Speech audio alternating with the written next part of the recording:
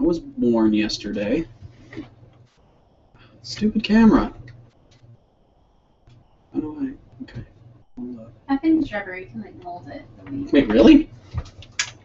Oh my gosh! This is wonderful. This is great. Look at that. It's perfect. I need a brush so I can look pretty. I don't know how to get to it. I send them a link. Where's the share button?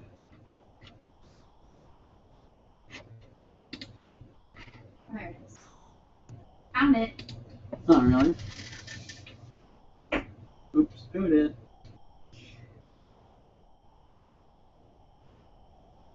What's the sound?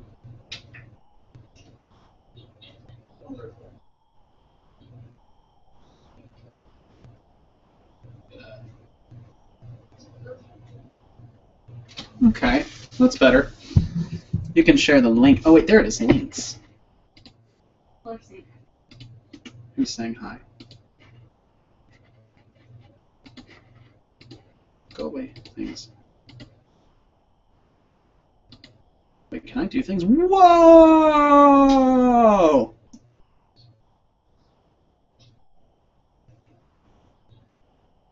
Turn your sound down so you don't get feedback.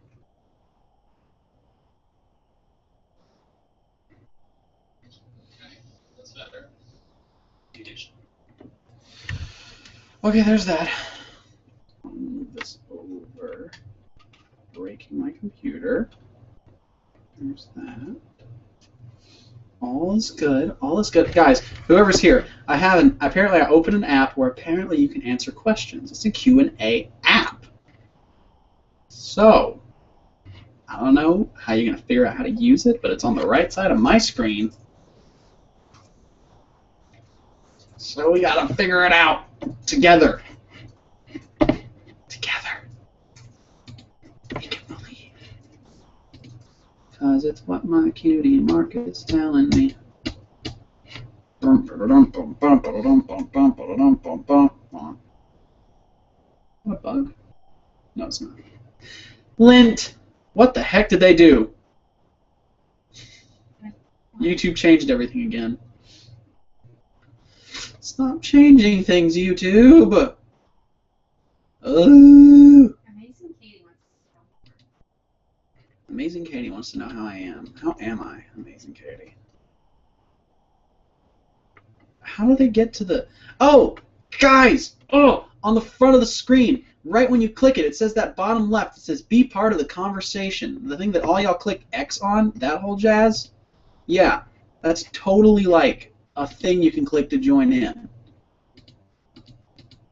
I don't... So what you need to do is you go to your annotations. If you click the X on it, you click your little settings button at the bottom right of the video, and you turn annotations off, and then you turn them back on, and then it'll appear at the bottom left again, and then you click that, and it'll take you somewhere.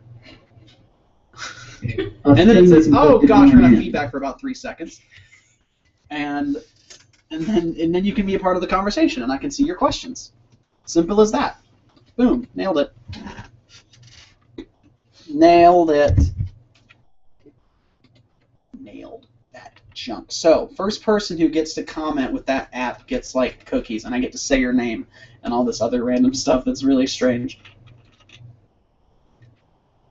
Oh my gosh, someone did it. I got it. Clicking the select button shows the audience which question you are answering and bookmarks it in the video for later. Okay. Select.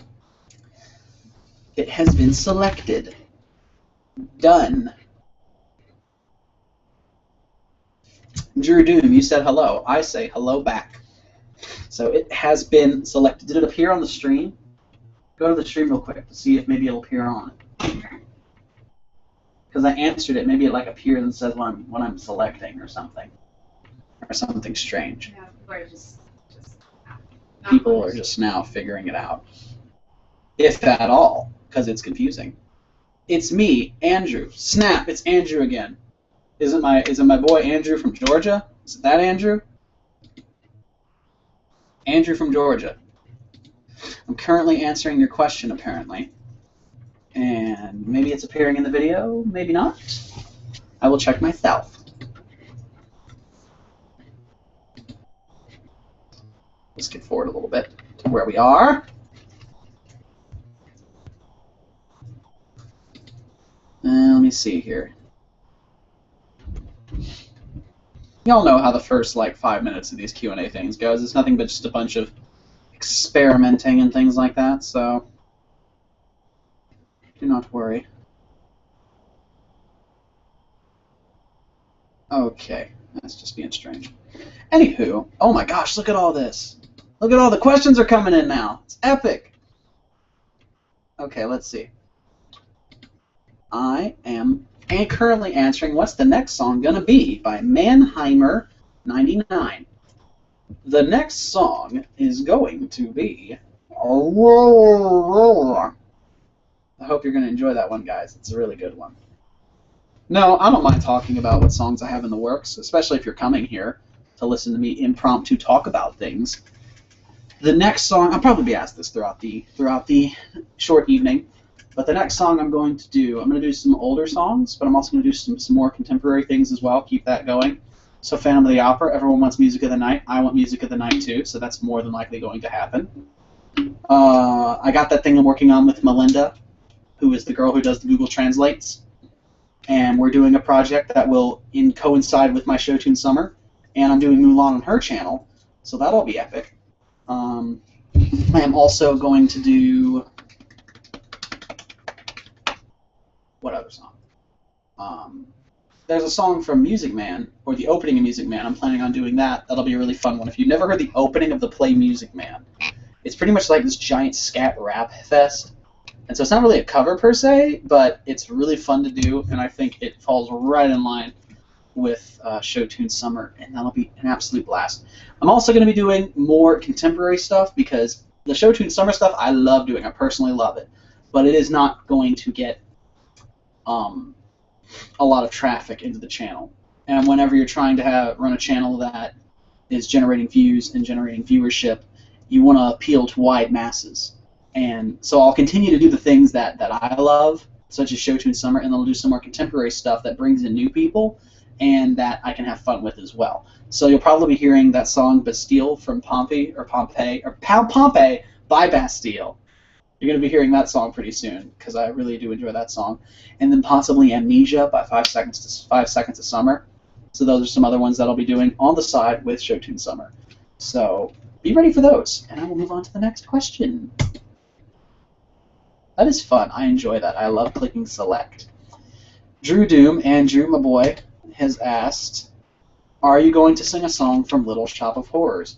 I'm going to turn to my lady friend here on the left and ask, what is Little Shop of Horrors? It's not a musical where, I can't remember the whole thing, but basically there's this guy and he has a giant eating plant he has to feed people to. And it's like it's like a dark comedy. And I forget exactly it's like an alien plant. I forget how it happens, but the guy owns this giant man-eating alien plant, and he has to feed things. And one of the big songs is called "Feed Me" or something, and the plant's "Feed Me," and it has this very flamboyant, not flamboyant in the sense gay, but just very crazy sounding voice. So why do people enjoy this play? It's just very memorable. It's kind of like a Rocky Horror Picture Show. In that it's just so visceral and visually stimulating that you must remember it. I guess. Is it even that good? It's not right. Is it just shocking, or is it good? No, it's just more cheesy and over the top. Kind of I feel like that Hedwig one is, but it's just very outrageous and outspoken and very just crazy. Yeah, I feel like it appeals to people's darker sense of comedy and darker themes, but in a comical way. Mm-hmm. Okay, well, answer that question then, Andrew. Maybe. It's a big maybe. I maybe hear it. I might like the song, because that's another thing about Show Tune Summer is I want to do songs I also like, and I get so many questions from random plays I've never heard of, such as Little Shop of Horrors, Into the Woods. I'm gonna say it's random. You just don't know about it. It's random. No, it's really not. It's kind of mainstream. I'm actually surprised no one said Rocky Horror Picture Show. I think I have had someone say do Time Warp. I've had a Time Warp request. That's a good song. What if I did Touch Me? What's that? It's from Rocky Horror as well. Anyway, maybe. Just a big old maybe on that. But unless, I mean, if you really want it, Andrew, let me know. Maybe we'll make it happen, you know. Yeah. Fun question for everyone coming in. Ashley Faust, because the P is silent, says burritos. I like burritos. Yes. Burritos, period. That's my answer. Burritos, period. Drew says, it's good. Sad face. Okay, I believe you, Drew. It's good. I'm sure it is. I haven't heard in so long, so I can't really say I feel, but it was memorable. Ashley Foss says, again, she says, you should do a cover of Stay With Me by Sam Smith. I don't know the song. I don't even know who Sam Smith is. I think I know what song that is, but I can't. Do you know who Sam Smith is? I don't know who Sam Smith is. I'm sure it's good, but maybe. What's up with my hair in the back here? It always looks like that. Was it a cactus tuft? Is that what you said? It's cactus tuft. Ashley, can you tell everybody who's listening to me, also I got 20 people here, if you want to ask me questions, you know the comments below, we're changing it up a little bit. Maybe when you joined the room, there was, right when you joined the room, there might have been this little thing at the bottom left that said Google Plus. It was something that appeared, and everyone X's out of it because no one wants annotations. If you click that, it takes you to this Google Plus Hangout page where you can actually ask me questions, and I can click on it. I can select your question, and it can show you that I'm answering it. So there won't be any more confusion. But if you want to make that reappear, just refresh the page, or you can turn your annotations on, then or off, then back on, and it'll appear at the bottom left again, and you click it, and you can join in and post questions, and that'll be so much easier for me to keep up with. So go there to make the comments so we don't just flood the comment section with all these things, and I get lost, and then people are like, I posted my question 45 minutes ago, and I'm like, did we just fall into, like, the time to, like, the Twilight Zone? Because I've answered questions. I don't want that to happen again. So, and there's not a lot of people over here in the answers question right now, and then the Q&A part here on Google+, so I'm as much of a fan of Google Plus as everyone else is here, so it's just a necessary evil at this point. So if you want to, what's the word? If you want to get some questions early before everyone else does, join it. Do it, because people are asking. I'm having repeats, and I will keep asking them. Or I keep answering them. Do you ever think you'll go on tour? Ashley Post. Oh, the F is silent. Strange.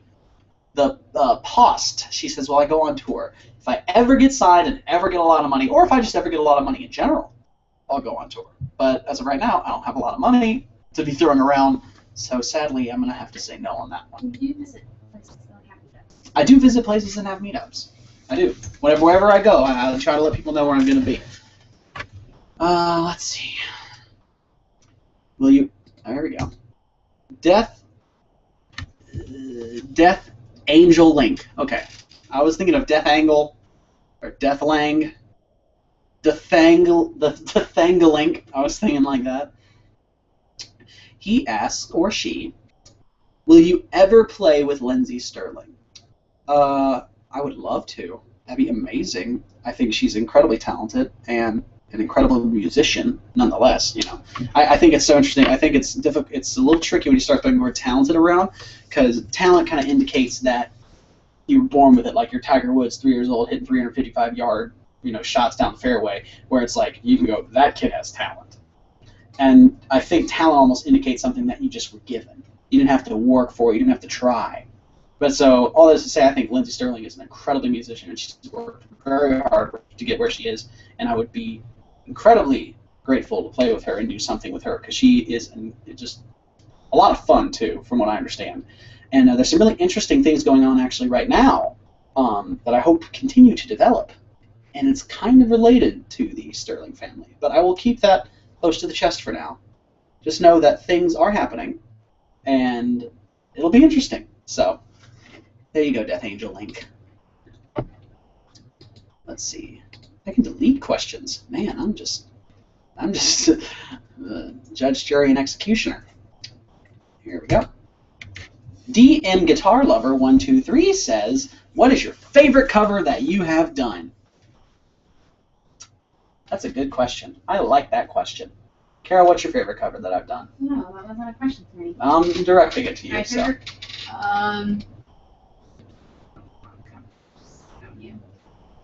even covers something I might even know about. So I feel like I don't even have the right to answer this because I might cover that time. That's fine. Go ahead. I don't care if you pick a cover that no one's heard before. I really like that All Die Young. All Die Young. That's your favorite? It's really good. It's very touching. I won't explain the full story because I kept it to myself so I wouldn't. Someone requested of me, a mother and a family requested I do this song for a special occasion, very, very special event.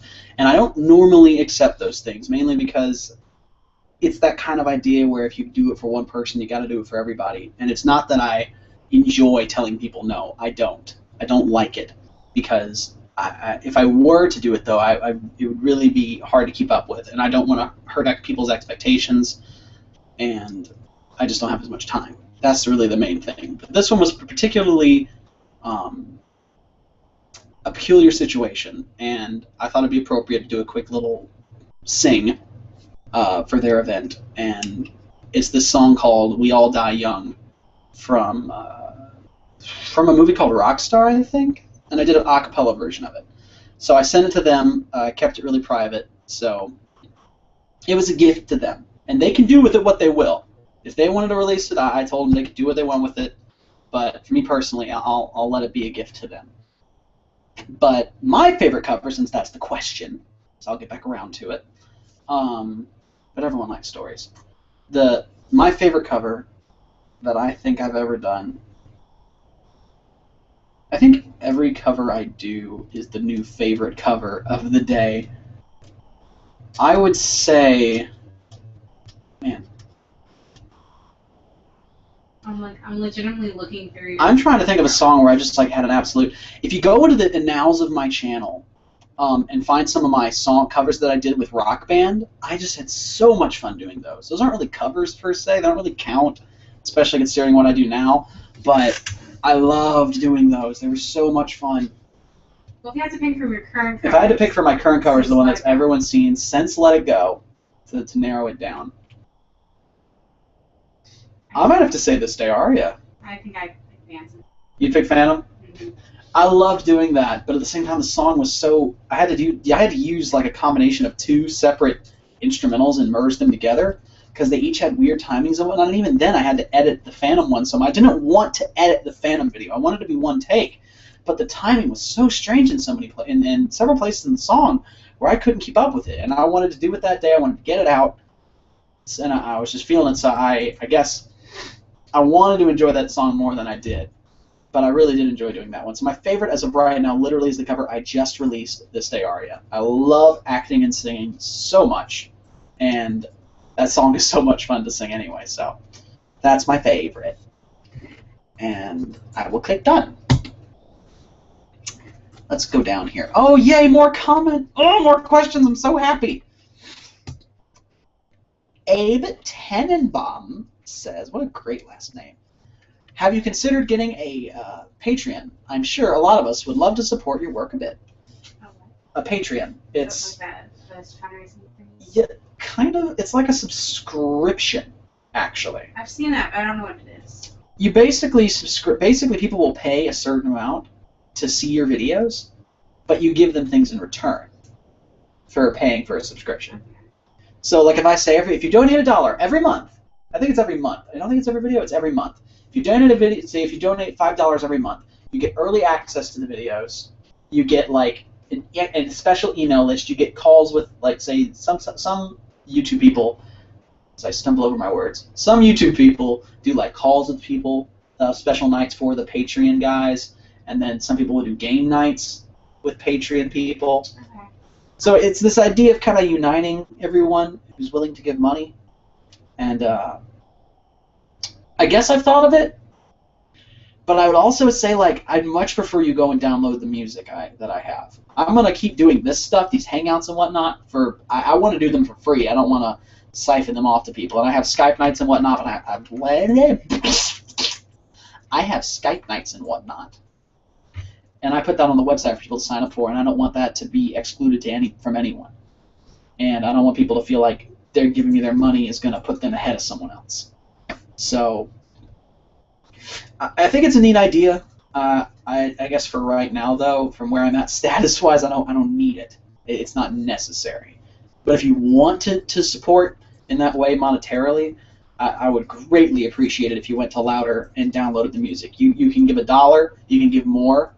It's really up to you, and I would really greatly appreciate that. So there you go, Abe. Let's see. I'm trying to get the ones at the bottom here too, so I can go up later. The next question is from Meringuing Badger. Mr. Raging Badger. Okay, Mr. Raging Badger. What is your favorite anime? Oh, that's a good question. That's a hard question too. We just watched the new opening of the Sailor Moon Crystal. Looks cool. I never really watched Sailor Moon, but that's a really cool opening. He asked me about anime. Sailor Moon Crystal's so on topic. But it's still talking about anime different. I'm like, you know what tastes good? Diet 7-Up. That is off topic. What's your favorite anime? My favorite anime is, it either depends on the day. It runs from Clannad, and I don't mean the first season. People get so snippy. They're like, you mean like I only after story was good. When I say Clannad, I mean like the whole thing. Okay? You know I mean the whole thing. Do you really think I mean the first 25? Really? You know I mean the whole thing.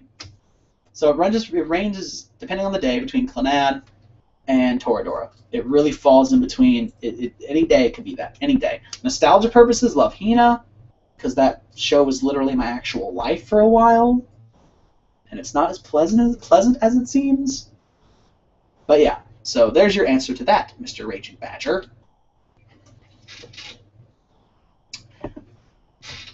Death Angel Link. I'm just gonna click it. He says, I love to see you sing Stairway to Heaven. You sure have the same pitch as Robert Plant. I like Stairway to Heaven. It's alright. It's not my favorite song. I think it's an alright song. And as soon as I found the time to learn that whole thing, I heard about that whole conspiracy theory where if you play that bushel in your headdress song part backwards, it's like a prayer to Satan. And it does sound very strange. It's a little off-putting. So I might not sing it. Just because it has Satan. No, the song's alright. I'll think about it. I will think about it, Death Angel Link.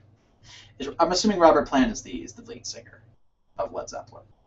So, and if I got that wrong and it's not Led Zeppelin, I'm about to be just thrown apart. Anyway. Wait, he says Robert Plant. Or did he ask again? To be sure you get my question. Oh, he asked it again. Anthony Gomez says, favorite video game? My favorite video game is Shadow of the Colossus. Done. What languages are you able to sing in? Just English, says Richard Yudkis. Hello again, Richard. Only English. I mean, I tried German and I can try Japanese, but those are the only ones I've attempted. And if I do other ones and sing in other languages, everyone bear with me because I'm a super Southern boy. So, do my best. I do my best. Andrew, once again, says, and this is for, I picked this question also, not because Andrew, I've answered several of Andrew's questions, but I feel like this one is something people listening who may not know. But it says, are you going to do a recover of the old cover of Angel Beats, My Most Precious Treasure? I did that song from the anime Angel Beats, My Most Precious Treasure, and I loved it. I wrote the lyrics for it. A really good song. And I might redo it. I might re-upload it too, because I really love that song, and I really love my lyrics to it. So I very well might do that, Drew. Andrew. Yeah, I saw that. He says from Led Zeppelin. Yes, it is Led Zeppelin. I knew it. Elizabeth G. Sounds like my friend Elizabeth Guffin. But Elizabeth G says, Were you ever a part of choir, show choir in high school? What high school did you attend in Montgomery? War Eagle! Yay! All right, well, here's a question for literally only one person. I'll answer, and you will know everything I'm about to say, but other people won't. I was part of choir at church. I did church choir, and my high school did not have any choirs or anything like that because I went to Brew Tech. So we were all about technology and all about the progress. We didn't even have sports for a while. Then we got sports, and it was all right for a while. We almost won some things, and then we didn't. But most of my experience, quote unquote, came from church choir and doing things there. Excuse me, goodness gracious. And War Eagle, yes, Elizabeth G. War freaking Eagle. Dude, can you sing some songs from the South Park movie Bigger, Longer, and Uncut? Joe on Wheels. Maybe? I try to keep it a little clean on my channel for the most part. So, now that I have anything against South Park, I think South Park's really funny. I just know a lot of different ages and beliefs watch my channel, so I try to keep it. I like pushing the boundaries as much as the next person. I really, really do. But maybe not here is not maybe the best idea on my channel. But who knows? Maybe one day. Maybe. Do those songs have cursing? I have no idea. More than likely. I've never seen the movie, but more than likely, I just assume. I've had a lot of people ask to do a song from Book of Mormon called I Believe, and I really like that song. I saw the play. I thought it was really good. And I might do that song because I really like that song. And it's challenging, which is always fun. Joe Paolo, I remember you, buddy. We had talks about things for the ad versions contest, which I will go over here in a little bit. He says, do you like One Piece? This question came up a lot in the last Q&A, and I don't know why it came up so much. It came up like a lot. Because apparently One Piece is life, and life is One Piece. So, I will ask again like I did last time. If I can get at least 50 people, 100? Okay, we're going to keep it 100. If I can get 100 people to write in the comments, I will go back at the end of this, and I mean comments from like on the YouTube page. If I can get 100 people, individual people, not just the same person, to comment saying, One Piece will change your life, in all caps. All caps. One Piece will change your life. I will watch One Piece. That is the condition. Because I can make that. One day when you're still, like, maybe a thing, and you're going to be at some random thing, and someone and a bunch of people are going to come block you. Go up me and say and they're One going to Piece. have, yes, they're all going to say, One Piece will change your life. And they're going to have a paper printed out of a thing, like, what people are writing it, like, individually. One Piece will change your life. And then, That's hysterical. and then you'll have to Google that. That should be the joke. It's like, if you ever... If you ever see me at a con, come up and scream, One Piece will change your life. That's what you do. And maybe, just maybe, I will watch One Piece. Maybe. Maybe. Let's see. I feel like it keeps pushing questions down, so I'm going to jump around here in a little bit. This song from Taka Tekin says, these Japanese characters, Caleb is going to go to his trusty friend Google Translate, and we are going to see what he all said together. He said konnichiwa. Really? You can read it? Yes. I used to be able to read it. Oh, it is. Well, I said it very American, I know. Konnichiwa, Akuma A lot desu. of people were asking about your piano. Konnichiwa, Akuma desu. Kitsugi. Shitsuki. Dakara? Ohayo minasai. Ohayo gozaimasu. Actually, it'd be...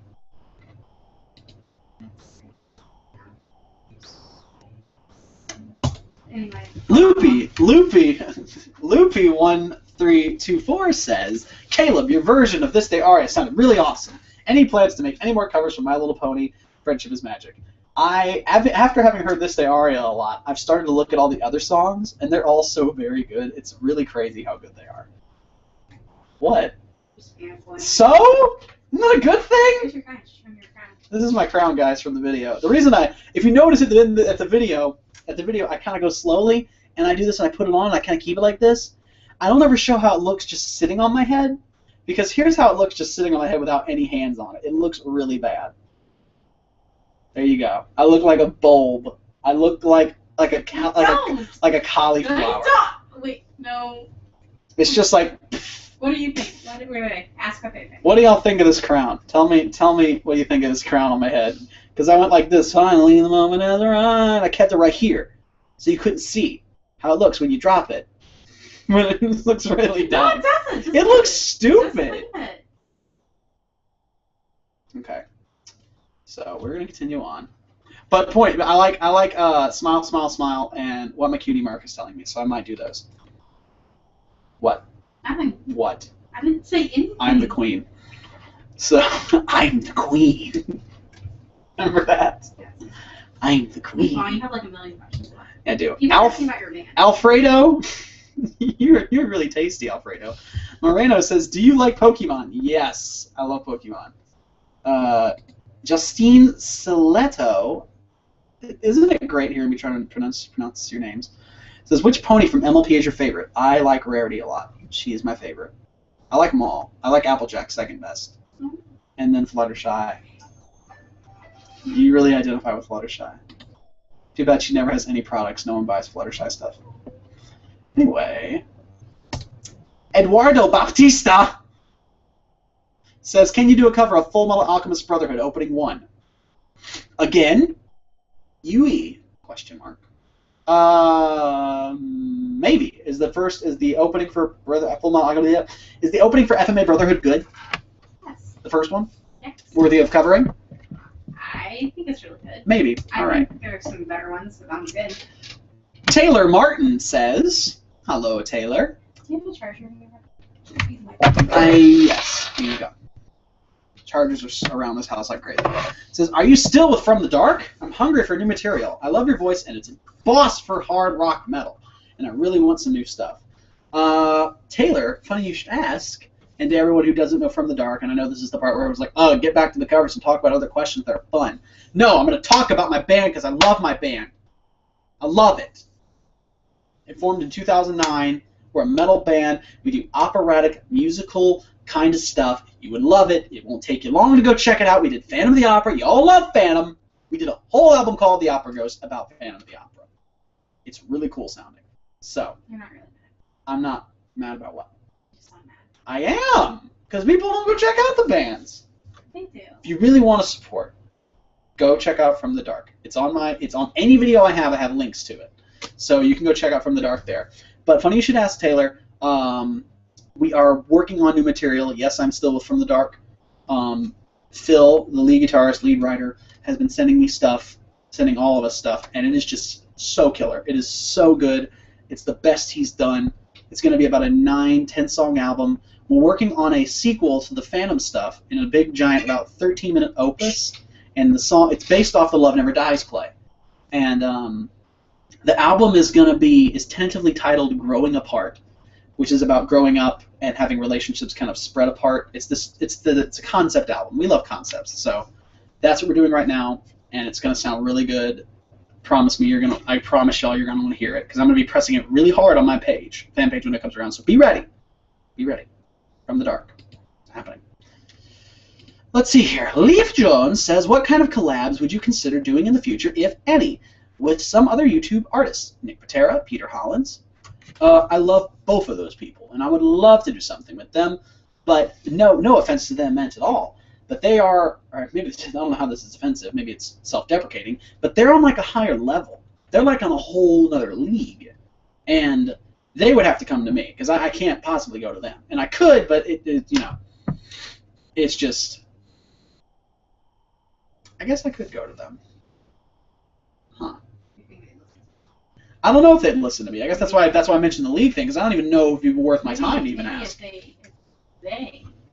If y'all, this is how you make the change, because this has happened before. If y'all go and contact them and tell them about me, that would be best. That's even better. That's the best, because that's relational. Then they feel like they're connecting with their fans, and their fans are telling them that they should do this. And at the end of the day, the people we connect with, the fans, people who watch our stuff and care about what we do, they have the biggest voice. They have the strongest opinion. The only reason I even did this day aria is because I had so many people asking for it. So it can happen. It can happen. So if you want to make it happen with people like that, please do. Please go and ask. But to answer the question, though, I'm doing a collab with Melinda Kathleen Reese. She does the Google Translate videos. She did the Google Translate of Let It Go and Miley Cyrus Wrecking Ball. And it's really, really funny. Super awesome stuff. And I'm going to be doing Mulan with her, and then I'm going to be doing a song on my channel that relates to Show Tune Summer. So stick around for that, because it's going to be awesome. I'm also doing, I'll keep that one to the chest, actually, because we're still working on it. But a really well-known pianist here on YouTube has been around for quite some time. Me and him are going to do a cover. So, what? You forgot about that? Anyway, so if you can think of any really well-known pianists who kind of fall in the same demographic as me, and they've been around a while, you might know who I'm talking about, but I'm keeping that secret, and it's in the works, so I don't know when it's coming out, but it will happen. So there you go, Leaf. There's your Leif. I'm pretty sure your name's not Leaf, but if it is, really cool. Here we go. Rick J. Poole says, "Hey there, Caleb. Big fan from Australia. I was wondering if you could go through the software and hardware that you use to record your stuff, please. God bless, Ricky Poole." Yes, I will go through the process. Okay. What I use, my software, hardware, whatnot. This is the hardware. Okay, here's this. This is a Shure SM57. It's a very versatile directional microphone, used for anything, particularly drums or vocals. Those are some of the ones it's used for a lot of times, and put it up to amps. A simple pop filter, really, really easy, not hard to work with. I don't have it with me, and I'm not going to go grab it, but it's actually, yes, I am going to go grab it. What? Oh, yeah, that's the other thing. Everyone gets a nice look at my big butt. Enjoy that. All right, here we go. This is the laptop that everything is recorded on. Now, I don't know how it looks from the camera, so I really can't make that judgment call. But from here, it's very big. I don't know if you can tell it's very big. It's very clunky. It is a Sony Vaio 2003 laptop. There is no network card. Yeah. Does it look old? Because it is old. There's this clicker thing right here. The battery is completely dead, so it has to be hooked up to AC charger, or an AC adapter. It has Audacity installed on it. I record with Audacity. And then when it comes to post-editing, I use Adobe Audition. So Adobe Audition will clear up a lot of the noise, get a lot of the notes that are a little frizzled, and it'll make everything sound much more round. Because when you're in a room like this, the walls are kind of close, so you get an echoey sound. But when you put it through Audition and you put some noise reduction on it and add some reverb, it makes it sound really full and really nice. So I hope that answers your question, Ricky. So we're going to move on. My goodness, there's a lot. Let's see. I have to delete questions too.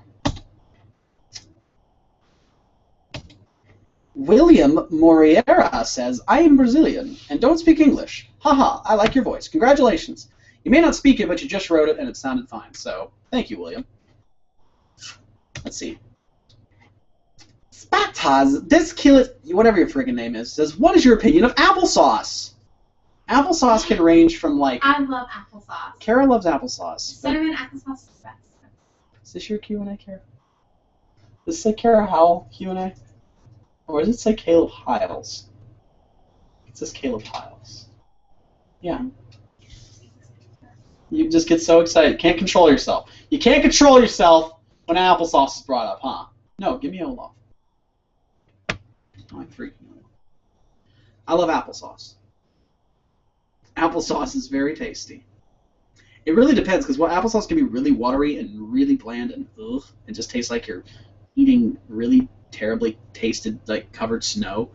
Or it can be delicious. A little bit of cinnamon on top. That's what's up. Zephyrist of the West says, "Have you tried playing League of Legends or Dota 2? I tried League of Legends. I played as Azrael. I did terribly. That was the last time I played League of Legends. Dota, I have never played. And I don't have the time to learn it. I just don't. I have to stick to what I know when it comes to games. And that's a very typical thing that the PC Master Gaming race would throw me under a bus for, so I'm not going to talk to a bunch of elitists. You love all gamers. But I love all gamers. Anyway, let's see. Who have I not answered yet? IDC12 says favorite musical. Phantom of the Opera. Has to be. It has to go to Phantom of the Opera. It can't go to anyone else. Yeah, Phantom of the Opera.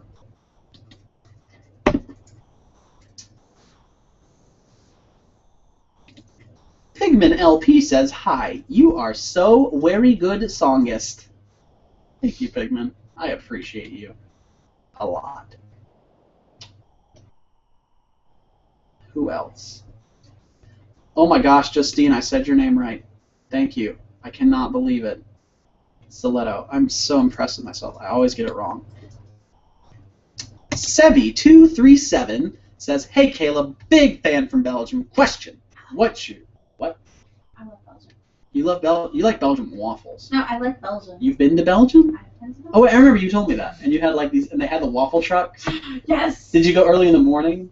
Or was it late at night? Well, I went to a waffle stand in the morning, and then I went to a waffle truck at Was night. there? I imagine going to Belgium. I know nothing about Belgium, but I imagine there's like mist and dew, and they're just out there in the mist. You know, funny and they enough, when sell we it. went, it was like crystal clear blue skies, really crisp air. That's more like London.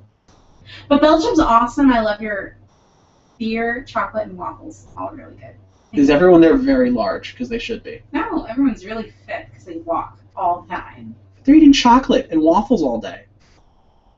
Anyway, answer his question. I'm sorry. My favorite musical movie is Frozen. Oh There aren't many of them. my. I like all those. Little twigs. Sticky.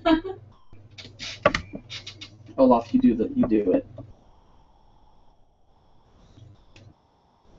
And I can't wait to see when my buddies all think of me. It's funny looking on you. Okay, let's see. Oh wow, that question was asked like 50 minutes ago. What? That's funny looking on you? 50 minutes ago? 15. That's not that bad. You're behind. Anyway, So, of course I'm going to be behind. keep going. Someone, random stuff is his name, said, "Who's the grill in the background?" He's around. Okay. You must have misspelled girl, but there is no girl in the background. You've never even left where you are. So I'm going to assume you're talking about this thing. Because this grill is actually just a stand and has an Xbox 360, and that's a candle. I think you meant girl. I think you meant girl. And I think, yeah, and that, oh, okay, you're right. And that is Kara. She sings in the Skyrim cover, and she also sings in the Lion King cover. So, that is her. And Anohana, yeah, that one that no one ever watches. It's been forever. I'm not saying it's bad, I'm just saying. Let's see. Oh my gosh, I'm going to just go from the top and work my way down. Mr. Raging Badger says, "Dat Butto, you're right. Which of the legendary Pokemons do you like the most?" says Zephyrus of the West. My favorite legendary Pokemon is Ho-Oh, mainly because you just look so freaking epic. And that deer thing with all the antlers. That's pretty cool. Do you remember the name of yours? I don't. The Pokemon White and Black ones were kind of cool, but and I really liked Kyogre. He was neat. Sherry Green says, "What are your feelings on Sweeney Todd? Would you consider covering any of these songs? I feel like you could have a lot of fun with Pirelli? Pirelli. Pirelli, okay. Who's Pirelli? He's another barber that comes into town and kind of challenges me, Oh. but then gets totally though. So people like Sweeney? He kills people. People like Rockmore Picture Show and Little Shop of Horrors. Sweeney is legitimately sad. It's not really funny. Well, let's see here. What are the songs? I've totally considered doing Sweeney Todd. That's another song that a lot of people suggested, and now I'm looking at, so there you go. Opening's really fun. Joanna. What's that song I wanted to do? My Friends. That's the one I've been thinking about doing, is My Friends. So that very well may happen. And it might be very theatrical, so have fun with that one. Maybe you'll have fun with my makeup on that one. Get some really dark black circles. No, I'd love to do your makeup for Shani. That'd be fun. You should dress up. Matt San Diego says, would you cover Queen, classic, Bohemian Rhapsody at some point? Once I learn how to do quadruple harmonies, yes, I'll get right on it. Right on it. Because that is like the coup de grace, the primo meat of all cover songs is Bohemian Rhapsody. So I eventually went to get to it, but my knowledge isn't good enough. Straight up. My musical knowledge is not deep enough to understand it on its own. I'm sure I could take a whole day to break down each line and listen to it and sing it and whatnot, but I don't have patience at the moment to do so. Lazy is what you're saying. I am lazy. I'm lazy about when a song, I'm just like, I like Bohemian Rhapsody, but do I love Bohemian Rhapsody? Not really. So I have to love something to really want to do it. Or have enough people suggest it, and Bohemian Rhapsody has been suggested a lot, so maybe. Philotop, or Flat Pop, whatever. Is your metal band still a thing? Are you guys doing anything more? Your voice rocks for that genre of music. Like I said before, From the Dark's working on a brand new album. It'll be coming out later this fall. It's going to be epic. It's going to be awesome. Its tentative title's called Growing Apart. Get excited. It's going to be awesome. Joseph Pascia says, have you ever thought about auditioning for American Idol? Love your voice. I don't know if I'm not going to say it. Basically, I am going to sometime this year, but it really depends on when, and it depends and where. I'm not sure yet, but it will happen, and it'll be hopefully beneficial. So I actually auditioned for Rising Star, and my audition went really well. They ask you to prepare 3 songs, but there's no guarantee you're going to sing all 3, and they had me sing all 3 of the songs. So it seemed like it was going well, but funny little fact I learned. You know Caleb Johnson, who won the American Idol competition? He auditioned 4 times prior for American Idol before getting accepted. And that dude, I can guarantee you, maybe he sounded a little better this year, but the past 4 years, I promise you he sounded just as good, if not more so. Or, no, it doesn't make any sense. But I'm sure he sounded good 4 years ago. So it really sometimes depends on what they're looking for. You just may not be the person they're looking for. Doesn't mean you can't or not good. So, yeah, I'm a bit too of an everyman. No, I think it's because they just had a guy named Caleb Johnson. And they just had a guy named Caleb Johnson. They're not about to get Caleb Hyles. Come on. I don't think so. That'd be strange. It'd be funny. Jimmy Wise says, because I'm new and don't know this, what genres are you willing to cover? Because I'm a metalhead and would love to hear you tackle some power metal stuff and like that. And stuff like that. I do whatever I want. But I tend to, I mean, it is. It's the truth. I do whatever song I want, you know. But I listen, and if people request it enough, what you want can become what I want. So if you request it enough, it may happen. But as for power metal stuff, one of my favorite power metal bands is Amaranth. And the problem with a lot of these things is that I don't have the instrumental knowledge to create my own. And with bands that are metal and really obscure, as you know, Jimmy, if you're a power metal fan, if you're a metal fan, you live in obscurity. So it's hard to find ready-made instrumentals of songs that only a little niche market cares about. So that's the really only thing holding me back from really just cranking out those kind of covers and doing more things like that, because I love doing that kind of stuff. I love those songs. Phil could, but he's just a busy dude too. He's writing our own album, you know? We just don't have time for it. It's the main thing. But no, I'd love to do stuff like that. But feel free to suggest. Maybe we can just be like, yeah, love that song, you know, totally metal. Paradoxical specificity. Paradoxical specificity says, hey, hello. I have to ask, what's your favorite song of all time? I'm talking #1 here. Gavin. Gavin, you know as well as I do that asking that question is foolish. Because there's no way you can answer it. There's no way. Can you? Maybe you can. Maybe you're that sure of a person. And if it's Nirvana, I'm going to be really upset. The point is, too many people think Nirvana is like the greatest thing that's ever happened. Okay. Jason likes Nirvana a lot now. Pardon? Yeah. And that's so strange. It's probably going to be I love you, Jason, but what? Nirvana? Is it going to be a Motion City soundtrack? It is going to be a Motion City soundtrack song. My favorite band's Motion City soundtrack. And they have a song. It's not even like I love this song and listen to it every day, because I think when you ask someone, what's your favorite song of all time, you can't think about what is a song I can listen to and just I'm perpetually in love with. You can't think like that when you ask a song like, what's your favorite song of all time? You have to think on a more lyrical and timeless level. What's something that's going to speak to you through the ages? And there's a song from Motion City Soundtrack called Even If It Kills Me. And I think it's a song that literally grows as you get older. Like, it's going to mean more every single year and every time you listen to it. So if you haven't heard the song Even If It Kills Me from Motion City Soundtrack, and you want to know a little more about the kind of person I am, go listen to that song, because I feel like that is a lot of me in that song. So there you go. There's my number one of all time, at least as of right now. Let's see. Ronnie D. Span Jr. says, are you and I still going to do a collab on a song? Yes, that is still happening. I'm sorry if I haven't replied to things and whatnot, but yes, that is definitely happening. Send me an email. We'll communicate over that. I work best with emails, so email me at my my personal one, and we will continue to discuss.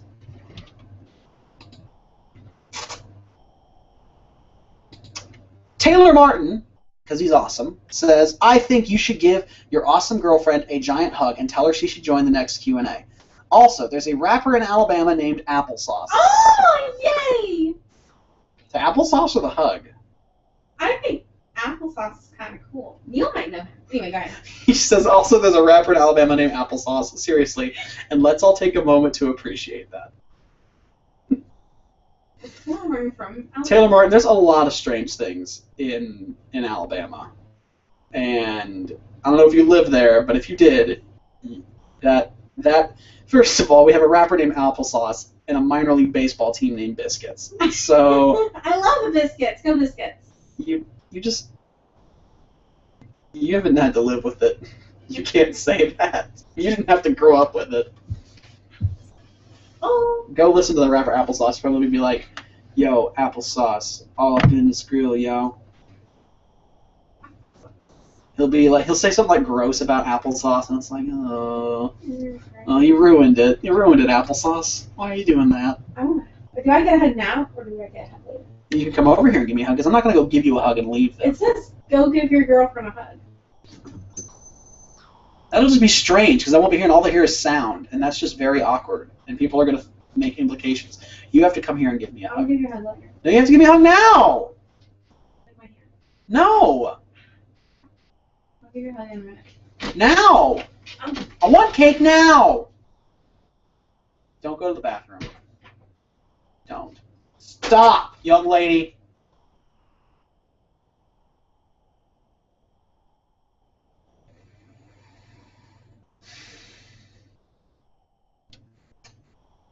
Anyway, Javier Ortega says, what is your favorite video game of this generation? This generation, good question. Of like, oh my goodness, things are happening. Things are happening. Hi, hey, hi there, Miss Brave. Okay, and there she goes. That was quick. You are cute. Okay, I'm sorry. Okay, that was awesome. Anyway, favorite video game of this generation is... God, Hawkslump. My favorite video game of this generation, I would say Halo 4. No, there's got to be a better one. I know. Harry Potter. Lego. Okay, there's Kara's. Halo Reach. I'm going to go with Halo Reach. Great story. I have a lot of good memories with that game, Halo Reach. Ellie Froschmeyer says, or Meyer, it's probably Froschmeyer, or Frostmeyer. Let me first say, I love your covers of music. You have a wonderful voice. You are amazing in general. I know it's not a question, but I really wanted to say that to you. Will you sing anything from Jesus Christ Superstar? I'm looking at Gethsemane, and the only thing that's holding me back are those really high parts, and you know what I'm talking about. So if I can perfect those and get those right, I'll definitely do that song, because that song is epic and perfect for Show Tune Summer. I'm gonna start cranking out the questions, guys. So here we go. I'm just gonna make it happen here. Mustang Lover says, so you like Amaranth? Do you also like Within Temptation? Ooh. I'm not a big Within Temptation fan. Do you like Within Temptation? Yeah, when Jamie played those, I was like, oh wait, that's Within Temptation? Yes. For some reason, I was probably thinking of like, what was I thinking of? I was thinking of like Sleeping with Sirens or something. No, were you thinking of Nightwish? I was thinking, no, I was not thinking of Nightwish. I was thinking of some with the word white in it, and I don't. Okay, maybe no, Black. Temptation is what Black Veil Jamie was Brides. playing, and I like that. No, that was good. Yeah, that's great. Our friend played some songs from us. I didn't even realize that was Within Temptation. No, that's good. I was completely thinking of a different band. I was thinking of some Screamo two-step band. Yeah. No, thank you. Ahmed Awad says, "Hey, Caleb." Hi, Ahmed. Hiya. Ohayo gozaimasu. Itadakimasu. Death Angel Link says, would you cover My Friend on the Other Side from the movie Princess and the Frog? I need to watch Princess and the Frog again so I can stop having to say I thought the movie was just alright. Because that's my opinion right now. Just alright. Like 2.5. Ooh. Music and everything. Just big old 2.5 out of 5. So, but everyone has movies they don't like that much. But What? you love Death Angel. But I love Death Angel Link. You're awesome. You're cool. Let's see. Okay. Oh my gosh, they finally are cutting down now.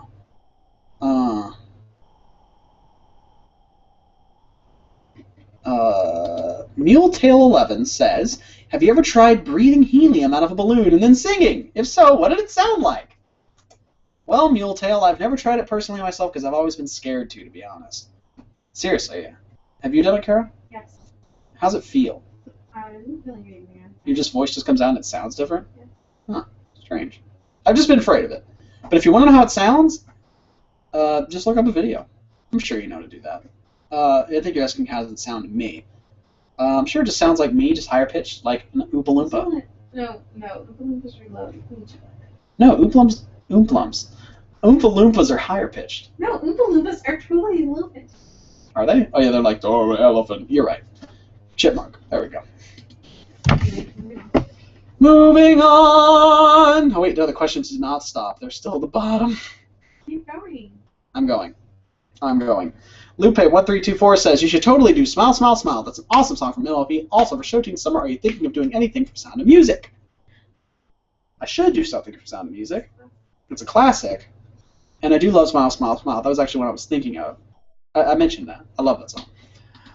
Except in saying sis, instead of saying Pinkie Pie, I'd say Caleb Hyles. Because the Pinkie Pie and Caleb Hyles, they both have the same vowel sound at the end, so I could fit right into the song, no problem. Stephen R. 62188. I feel like that's Stephen again. Is that Stephen? That's fine. Yeah. I think that's no. I'm happy about that. I'm answering his question.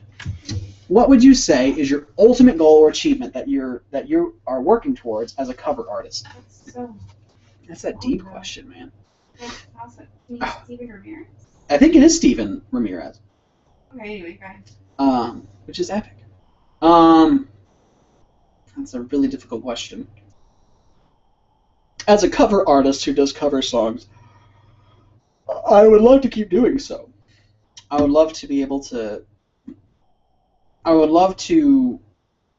Because I don't just cover songs to cover songs. I sing well, so I should cover songs. I enjoy singing songs a certain way. I have a way I sing songs, and I feel like I would love to keep branching on. If anything, it's a place for me to get out my passions and sing songs I love, but it's also a way for me to get my name out. So people can know about who I am, and then maybe they can hear me and go, oh, he can sing like this, he can do that voice, he can sound like that. Well, I want him to be in my project, because I would love to voice act. I would love to be a voice actor. I'd love to voice act in shows. If I could be a male in My Little Pony, it'd be a dream come true. I would do anything like that. That's the ultimate, I guess, in-game goal of doing these as a cover artist, is to show that I can do a multitude of things in a multitude of styles, that my own music personally couldn't take me anywhere. What? Oh yeah, I've seen that. It's really cool. No, she just showed me a picture of Once Upon a Time with Elsa and Kristoff, and it looks really neat. So, to answer your question, The ultimate end goal of being a cover artist is to gain exposure and to learn to make more connections, and basically, hopefully, out of this will come more opportunities to further my abilities and to further my career. And of course, along the way, have great communications with everybody, and have learned from people in the community just telling me what they know about music and what they love, and learning from them. So it's a big giant learning experience all around, which is nice. So I hope that adequately answered. Also trying to pick people that I haven't answered yet.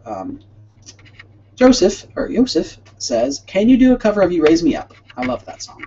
I love that song too. Kara has a giant joke with her dad about it. Some inside jokes that the song's ruined, but I love it, and I am determined to make such a great cover of it that she will have to think of it differently. I'm sure my dad would like it too, because we just have a terrible memory of it. It's funny, but it's terrible because we know we should have everyone experience with this song. And it's nothing against Josh Groban, because he is a good singer, but we have just a really bad memory of it, forever tainted since 10th grade. So 10 years of a bad memory of the song. I will change it. It needs to be changed. Me and Joseph are going to change it.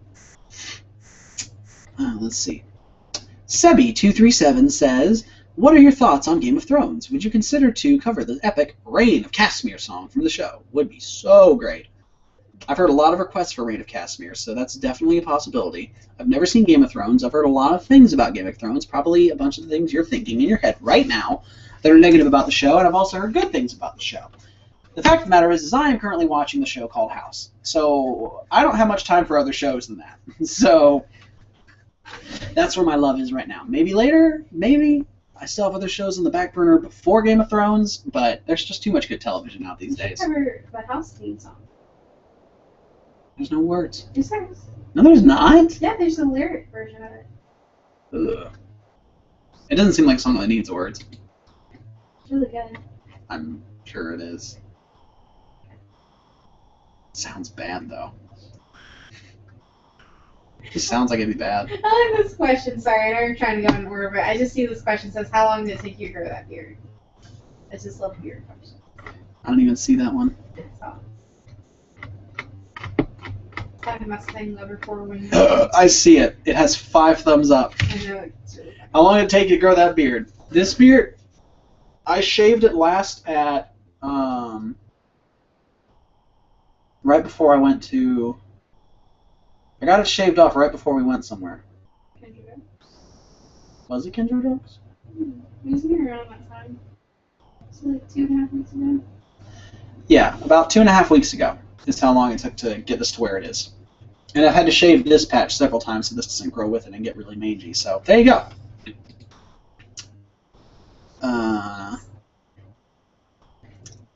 Let us see.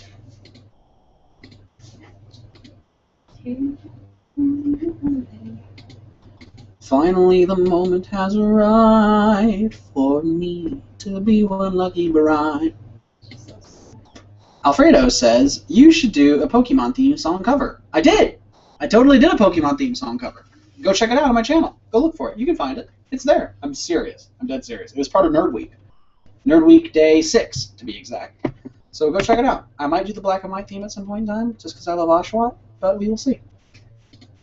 We will see.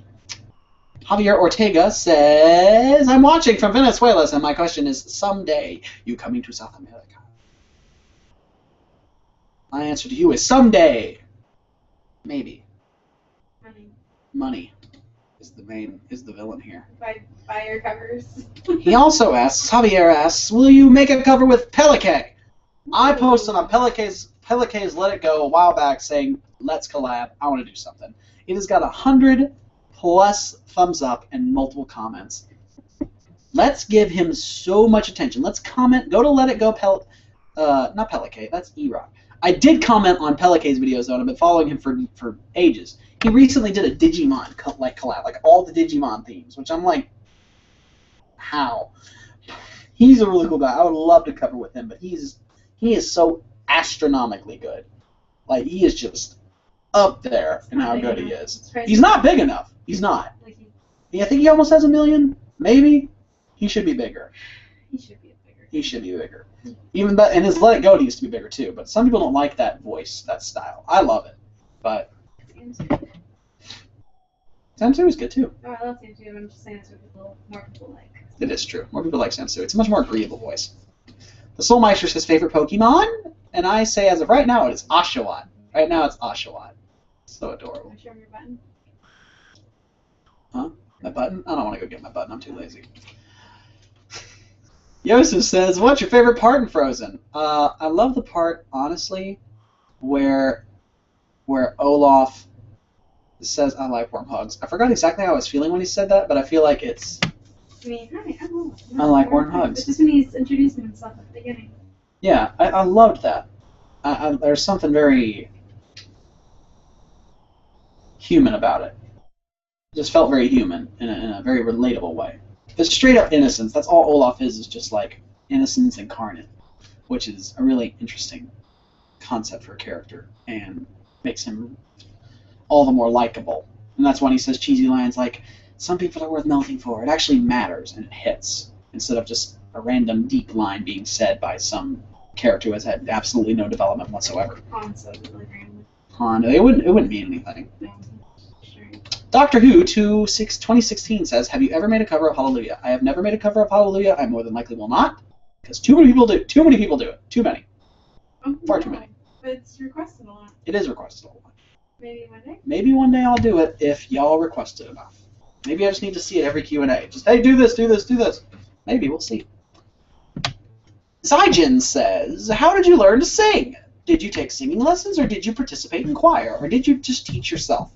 I think it's a combination of all three to a certain degree. I took about a few weeks of some singing lessons with my youth pastor's wife, and she helped me with some breathing exercises that I have kept. But I didn't stick around long enough to really get deep into it because I think money was struggling at the point, so we kind of had to quit. But she might know differently, but didn't last long as I would have liked in retrospect. But my main experience and everything does come from choir, and it does come from teaching myself. And when I say teach myself, I didn't like look up videos and read articles and whatnot. It really just comes from experimenting with your voice, like not being afraid of how you sound and not being afraid to mess up is where that came from. I have hundreds of recordings of me in my old computer and files just screwing around with my voice, and that was the best experience I got. And I would always talk to my parents, and I would have them give me feedback. So they've been my number one critics aside from myself. So I hope that answers the question adequately. Taylor Martin says, I side with your lady. It does not look stupid. You look like a pretty princess with the crown. Keep it on. I took it off. I'm sorry. Okay, it's back on. Javier Ortega says, what would you be doing right now if there was no internet? I'd be reading a book. Becoming smarter. Becoming smarter. Javier says, would you like to do a cover of Let It Go with Idina? Oh my gosh, would I ever? That'd be the best thing ever. I'd love that. Andrew says, do you like bacon? Yes, I love bacon. Oh my gosh, who doesn't?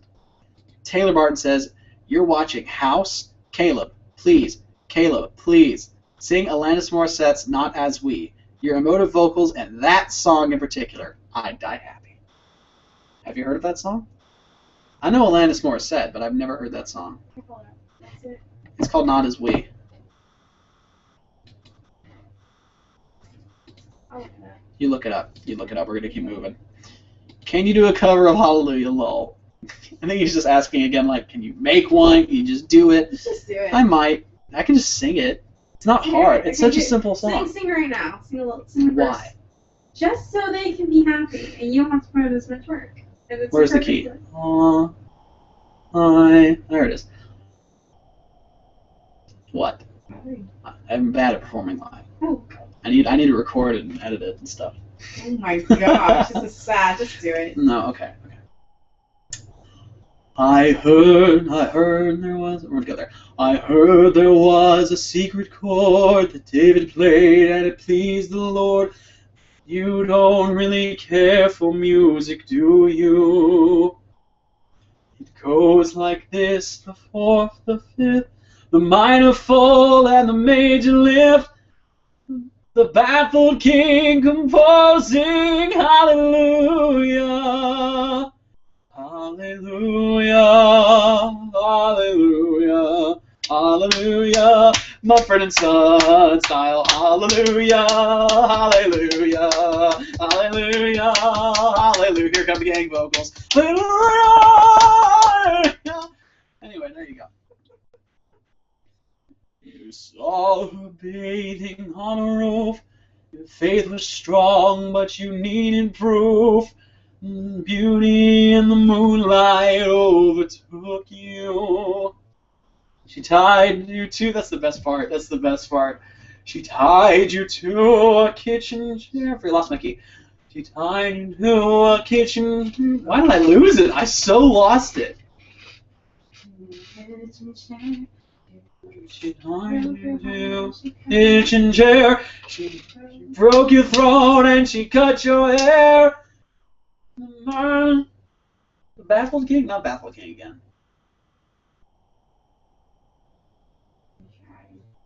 I'm gonna pull up the lyrics, by golly. Now it's a challenge. Now it's a challenge. Now you're gonna sing it. Now it's gonna happen, so this has to happen now. Who's Leonard Cohen? Sorry to everybody's asking. Sorry everyone's asking questions. This has to happen now. Because apparently, if they want hallelujah, they're gonna get hallelujah. What happened? Are you going away now? No. Am I gonna wait now? No. The door's open. And I'm alone. Maybe there's a God above, but all I've ever learned from love was how to shoot at someone who outdrew you. It's not a cry you can hear at night. It's not someone who's seen the light. It's a cold and it's a broken hallelujah. Hallelujah. Hallelujah. Hallelujah. Hallelujah.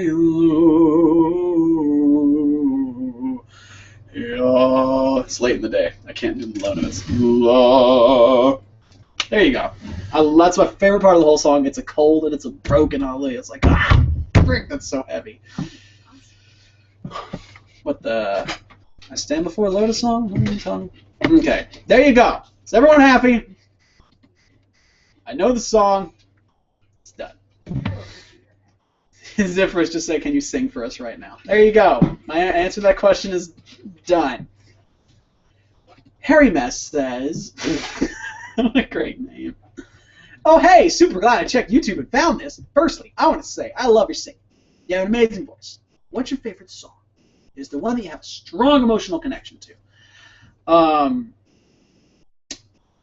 That song I was talking about, Even If It Kills Me, from Ocean City soundtrack. Super strong emotional connection to that one. Very big, strong emotional connection to that one.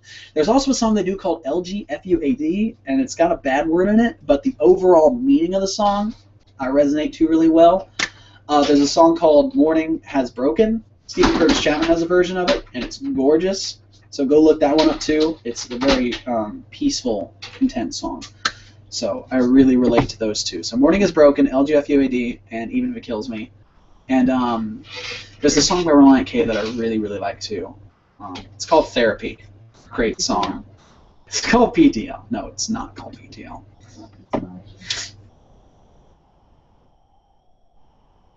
Doctor Who now can die happy, he says. He can die happy because of that song. So there you go. People like that. He did. Nick Ensminger says, you're going to have to totally bear with me on your last name there. Who, in your mind, is the most influential creative artist of the last 10 years or so? I need to know more about music and artists to really answer that question. Susan Boyle. Susan Boyle.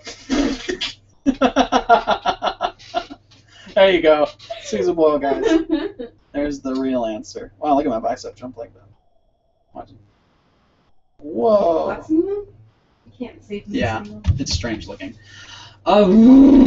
Most influential creative artist of the last 10 years. Justin Bieber. You know what? I do have an answer. And it's not Justin Bieber. It's Linkin Park. It's Linkin Park. As you say influential. Creative, I feel like I can go everywhere, but you also throw the influential part in it, so it throws a curveball. So you have to think of what are some bands that keep changing things, keep changing the game of music. And I think Linkin Park does a really good job of staying to what they do, but also really experimenting. So I think they're really good. There's a band called Amberlin that does a lot of different things. They're really cool. They kind of push, and they're very creative with their musical choices. So those are some of my personal favorites that I listen to and think are very influential. I think that actually Justin Bieber is very influential. But is he creative? Does he say creative? He says influential slash creative. I think those are two different things. Well, he tied them together, so I'm just saying, if we're looking for influential and creative, if we're looking just for influential, then of course Justin Bieber, Kanye West, Lady Gaga. Well, no, I say Justin Bieber very specifically because he revolutionized the idea of the YouTube artist and that too, transforming into superstardom and transforming the way social media is used. But that's a whole other thing. But yeah. That's the reason I would say Justin Bieber. Mm-hmm. No, that's a good one.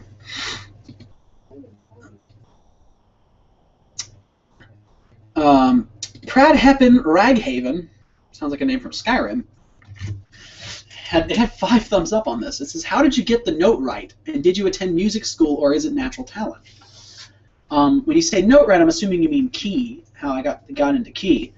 And that really just comes from, I just saw you, Steve, say senpai, so I have to acknowledge you. I'm not going to click the select, but hi, Steve.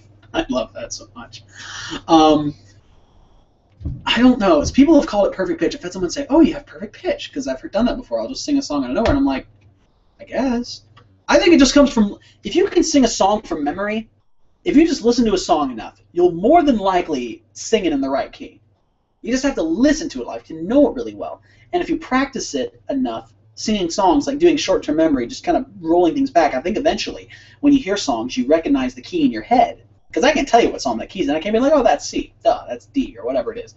But I can remember it and recall it. And even songs I don't know that well, like I did with Hallelujah, I lost it. I lost the key. It happens. But I think you just kind of have to you have to really listen to when you're hearing songs. And you have to sing them a lot. And, you sing it through one time, sing along with it, turn it off, then try to sing it again. And whenever you're singing, keep singing your part, but turn the song on while you're singing. And then if it sounds off, then you probably got out of key. So you just have to keep practicing, and I'm sure there's vocal exercises you can find on YouTube that tell you how to do it and whatnot, so I'd say go there, because they will definitely help. Stevie Bear dies. Oh no, don't die. Jimmy Wise says, could you give some tips on developing and improving vibrato? Yours sounds divine.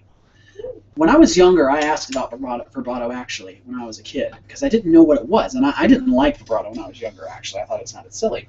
But as I grew older, I started to really like how it sounded. And I was more or less asking, how do I do it? And one thing my dad told me is he said it develops naturally on its own. If you just keep singing, vibrato is something that will come. And I stuck to that, and it did. So I don't know exactly how it happened or why, but I can't explain it either. And that's the really sucky thing, because I want to help. I want to answer that question, but I don't have the knowledge nor the right words to communicate how to create it. I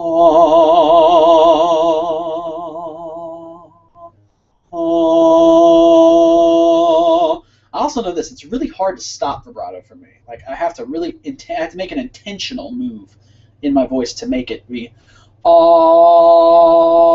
You notice how my voice kind of wavers too? Because I'm trying to stop my vibrato. Because I don't want to go I'd much rather go and even then it's still kind of everywhere. I mean, that's just me being really lazy with a note. But there's got to be videos somewhere online, because I can't exactly give you a tip for now on how to help it. I would say sing from here. Tighten when you sing. It needs to come here when you punch yourself. You know, sometimes people hold their chest like this and they're like, oh, they sing like that. They're feeling their diaphragm. That's what it's called. They're trying to, and when you sing, try to not breathe from here. Try to not breathe from your chest. Try to not sing from this area. You don't want to sing up in here. Like when I was doing the Lion King song, Singing Simba, I'm gonna be a mighty king. That's really off key, but it's all up here because to get to that high, I have to sing in my nasal passage. But if you want something low, like here's a good way to sing it. I'm gonna be a mighty king, so enemies beware. My tongue is everything's kind of pressed up. But when you're doing something deep and resonating, notice how my whole like passageway, it's like a cavern, it's just black. The tongue's down, my uvula is up. I don't know exactly how to tell you how to do that, but I can at least show you what it's supposed to look like. Because I don't know the theory, and I don't even know when I'm doing stuff entirely right. But I know how it should look. So work on that. And when you breathe in, try not to breathe in from up here where your shoulders raise. Just next time go watch any live performance after this. Go watch any live performance by anybody. And notice how they'll breathe in sometimes when they're singing, and their whole body will raise. I've done it before too in some of my coverage. You can go check. I shouldn't have done it, but I have. You're supposed to breathe in from here. Your shoulders are not supposed to raise. You're supposed to breathe in from here. So when you breathe in from this area, you'll be like, this will raise up. That doesn't need to happen. It needs to be from here, and it needs to be tight and concise. So it's like, and you need to kind of let the air come in, almost like it's just happening into your throat is the best way to put it. So it's like, oh, it just kind of comes into you. You don't want to try to force it in. Now, sometimes when you're trying to catch a lot of air after getting a lot out, you're going to have a little bit of noise. I mean, you're not supposed to, according to really classical singing, correct singing. But whenever you're running out of breath, sometimes you just got to grab it, pull it in. You got to reel it in. So that's the advice I can give for now on singing and whatnot. That is within my knowledge. Take it for a grain of salt. It's such a precious small grain of salt. Excuse me, goodness gracious.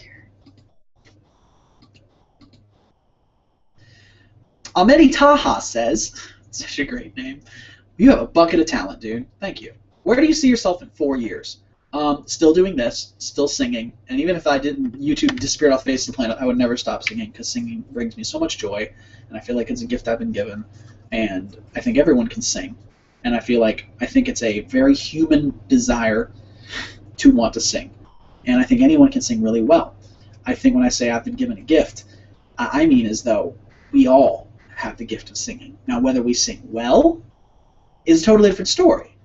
But singing, I think, is inherent to everybody. That's when you watch these. That's why when you watch these America's Got Talents and these X Factors, you know who usually wins? Singers, because we all relate to it. It speaks to us. We're meant to sing. We're meant to be joyful, jubilant people and sing. It's not a mistake that we can sing. So I will continue to sing. And in 4 years, I hope to be done with college. I hope to be having a career in something I love. If not, I hope to be still doing things I love. Being in a place where I can do the things I love. That's where I want to be. Doesn't matter if it makes money. Doesn't matter if I have a career. As long as I am able to do the things I love, I will be content and happy with my life. That went off in a different direction, Ahmedi, but thank you for the question. I'm going to keep scrolling down because I know I missed a lot of stuff from people. Rumaxa13 asked, if you could be in any musical, what would it be? Sorry if this has already been asked. It has not been asked, actually, so you're the first. I hope you're still here. I would be in... That's a good question. I'd be in Phantom. What the heck? I don't even know why I thought about that. I'd be the Phantom. I've always wanted to be the Phantom. Ever since I saw Phantom the Opera in 7th grade on Broadway. Always wanted to be Phantom. I relate to that man so much. Unrequited love. I can't just do anything that anyone asks. This is Q&A, not Caleb sing time. Oh, what a great night that would be. That would be cool, wouldn't it? Live singing with Caleb. Would you like that? Tell me in the comments on the actual YouTube video, or in here if you want, if you would like a night with Caleb, an evening with Caleb singing, and I'll just do a bunch of live songs. So tell me if you'd like that, because I totally would. I totally would. I'd love it. So let me know. And I'd get all dressed up, I'd have a microphone, I'd do the whole 9 yards. That actually sounds really fun. I may not even leave it up to y'all. I might do that. So, but let me know if you'd like it, because if you're like, kind of pretentious, Caleb, then I won't. But let me know. I'm trying to find people who have not answered yet, so I am looking through. Reflecting Faith says, boo! I say boo back, reflecting. I know you.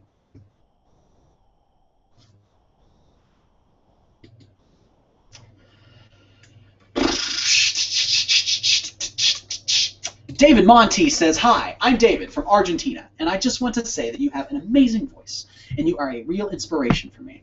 David, I'm so grateful that I am an inspiration to you. I can't tell you how many times I've been told that, and I can tell you how every time I hear it, it humbles me, because it's super cool to know and to be told by somebody that you're inspired, to be told by somebody that you have inspired them.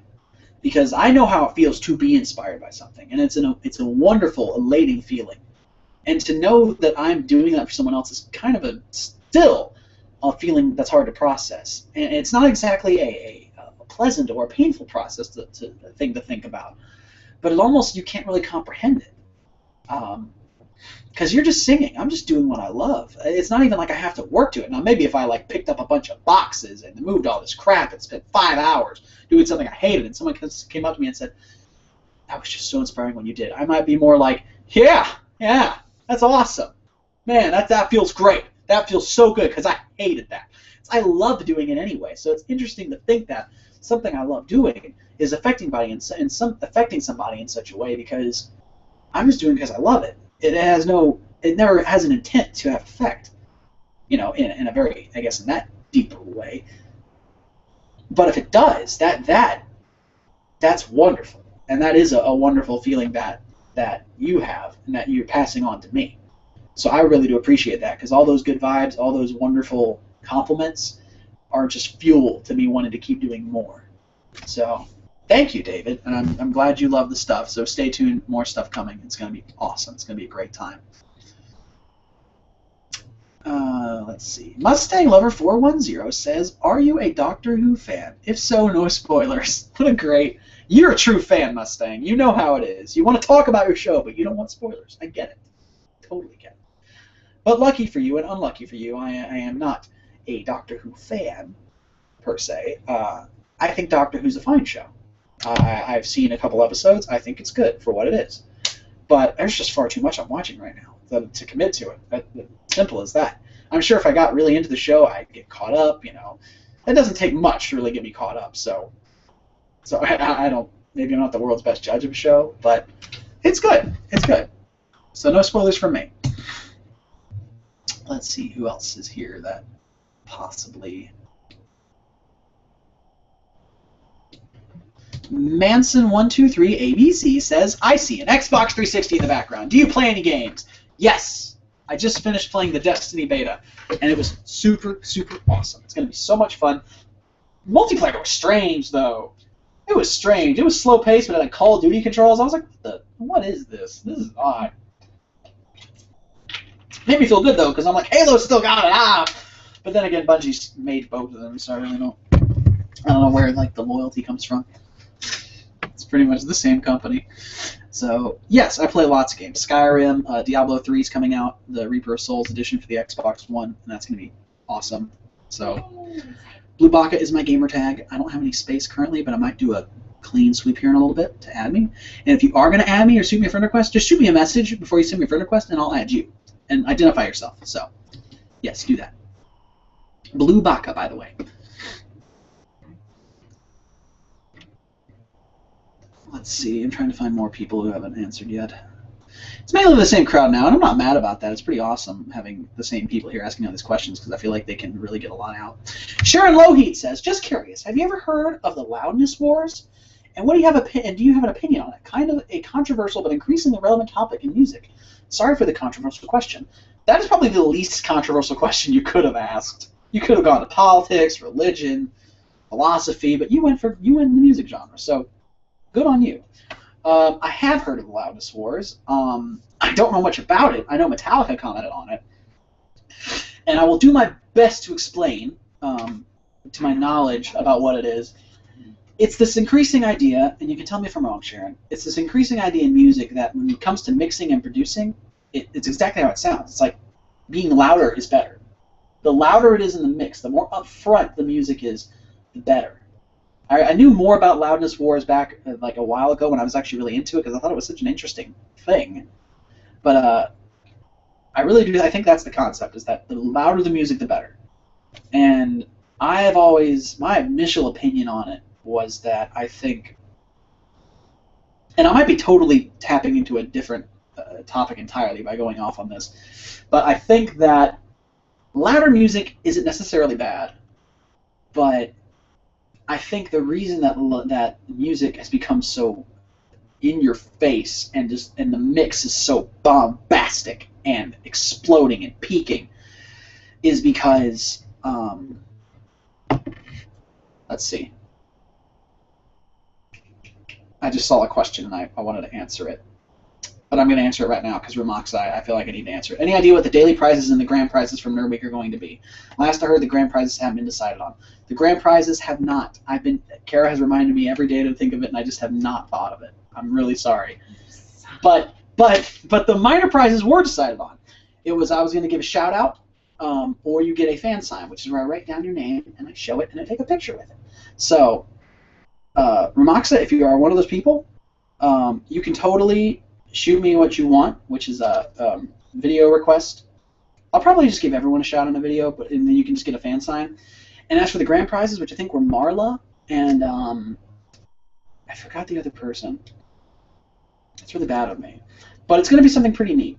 So I'm still thinking about it. It might be a personal one-on-one call. That's what I'm thinking is the easiest way to go. But and fan sign, of course, things like that, and all my heart, all my love. What? Oh, and you'll get a CD sent to you. You'll get a CD. I made a promo CD for a recent thing I did, and I'll send it to you. So, yes, those are the things. Yes, but to answer the question about the loudness wars, to get back to that and make it quick so we can get to the other questions, I think the loudness thing has happened because this generation loves spontaneity and they love volume. They need everything screamed to them. I think and harmonies just kind of died. Like, and I go off on that end. I think that everything's so buried in the mix that you lose a lot of the cute little quirks and the what's the word? The peaks and valleys of songs because it is so loud. I think there's a time and place for that. But I really think music needs to be more developed and more strategic in a sense to really challenge the listener. It doesn't need to be so in your face. Just let's lean it back a little bit. It's okay to bring the harmonies up forward with the melody. You don't need to bury it in the mix. People are still going to be able to hear it. One of the biggest songs in history, Bohemian Rhapsody, the melody was right up there with the harmony, and everyone still knew what it was. It still exploded. All that is to say, you don't need to be huge. The music doesn't need to be so loud and abrasive and in your face to get your point across. Kids aren't going to just go to the next station because your music isn't visceral enough. So that's my opinion, and maybe I'm on a completely different subject, but there's that. So we're going to keep moving. Jameson, exclamation point, says, I don't know if you've answered this. Where did you learn to sing?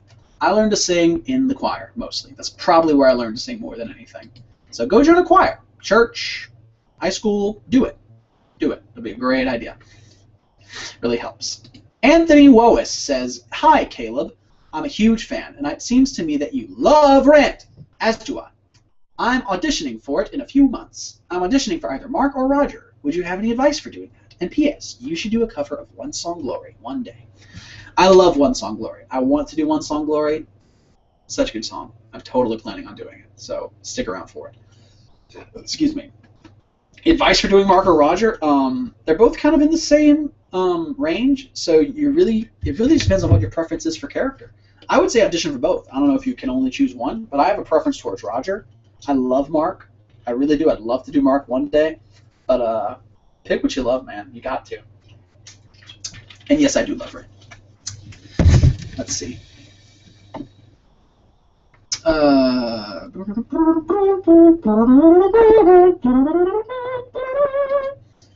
Doodles says, would you ever do a song by Green Day? All right. I clicked this one specifically not because I would. It's not like I wouldn't have not answered it, Doodles, if there wasn't something I had to say about it.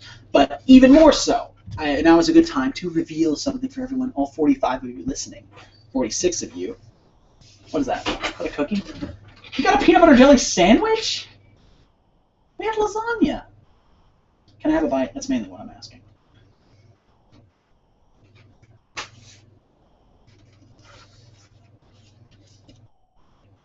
Oh my gosh, give me my sandwich back right now.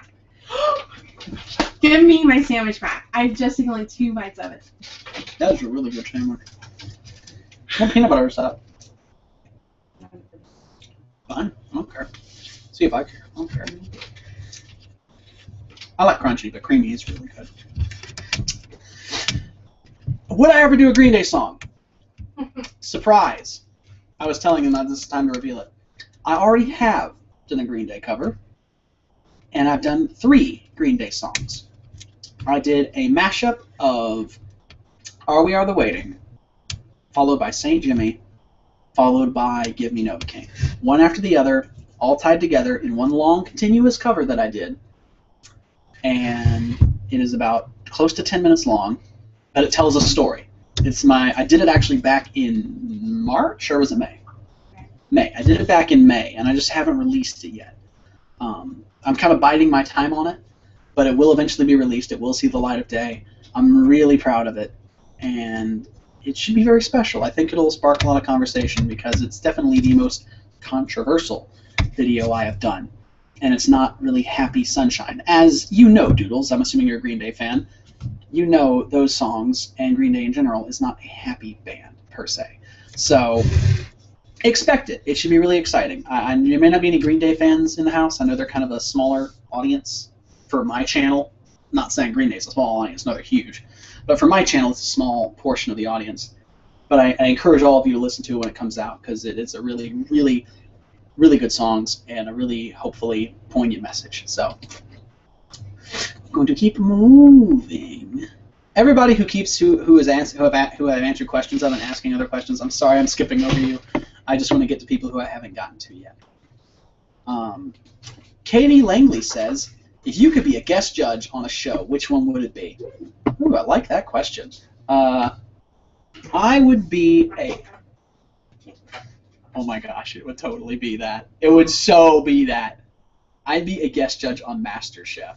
I know you wanted to do like some vocal cover, and that's even where my head was, but on a grand scheme of, can I guest judge? Oh my gosh, MasterChef.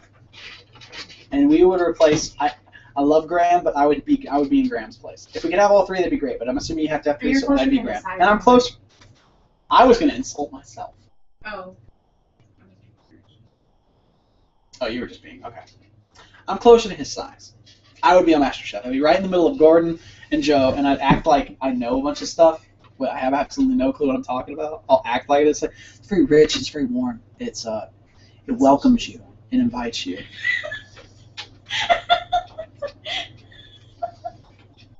I don't even think they heard you, so I'm just gonna let you just be over there. But yes, MasterChef. Vocal-wise, I'd like to do American Idol. It'd be fun. The Voice. I don't even feel like I qualify though, but I'd love to do The Voice. Oh snap! It's Robin. What's up, Robin? Good to hear from you, man. It says, hey Caleb, it's 5 a.m. here in Germany as usual. Oh my gosh, it is. What's your favorite video game or game series and why? Favorite video game series, Halo. Favorite video game, Shadow of the Colossus, because it changed my life. Then again, you could say that about anything. You can literally say that about anything you do. Like, this soda changed my life. It did. Because now I'm going to have, like, gas later. Right. It changed my life. No, but Shadow of the Colossus was a very emotional game for my 7th grade testosterone-filled body. And very lonely body, or mind, heart, soul. So those are good. Good to see you again, Robin, to say again. Riley Poffle Waffle Off says, does it ever piss you off how underrated you are? Dang. I don't know if I'd use pissed as the right word. I mean, I would think you're that, like... I'm not even peeved. Hey, just 6 months ago, I only had 1,000, and We were celebrating. and I was happy with 1,000 subscribers. You have no idea. So, if I have not even gotten to the point where I'm upset at how underrated I am. I'm just happy that people even enjoy what I do. Enough to where I have 53 people randomly tuning on to hear me talk. So I'm not even mad. If this is underrated, then I'm happy here. If this is what underrated is. So to answer your question, I'm not at all mad. However, I wouldn't mind more exposure. Never against it. Never against it. Drew Doom, Andrew, says yes, live songs, and plus you can have your fans sing too, in like a Skype call or something, and you can give advice on their voice. Good. That's involved, but I like it. It's a good idea. Just limits on me.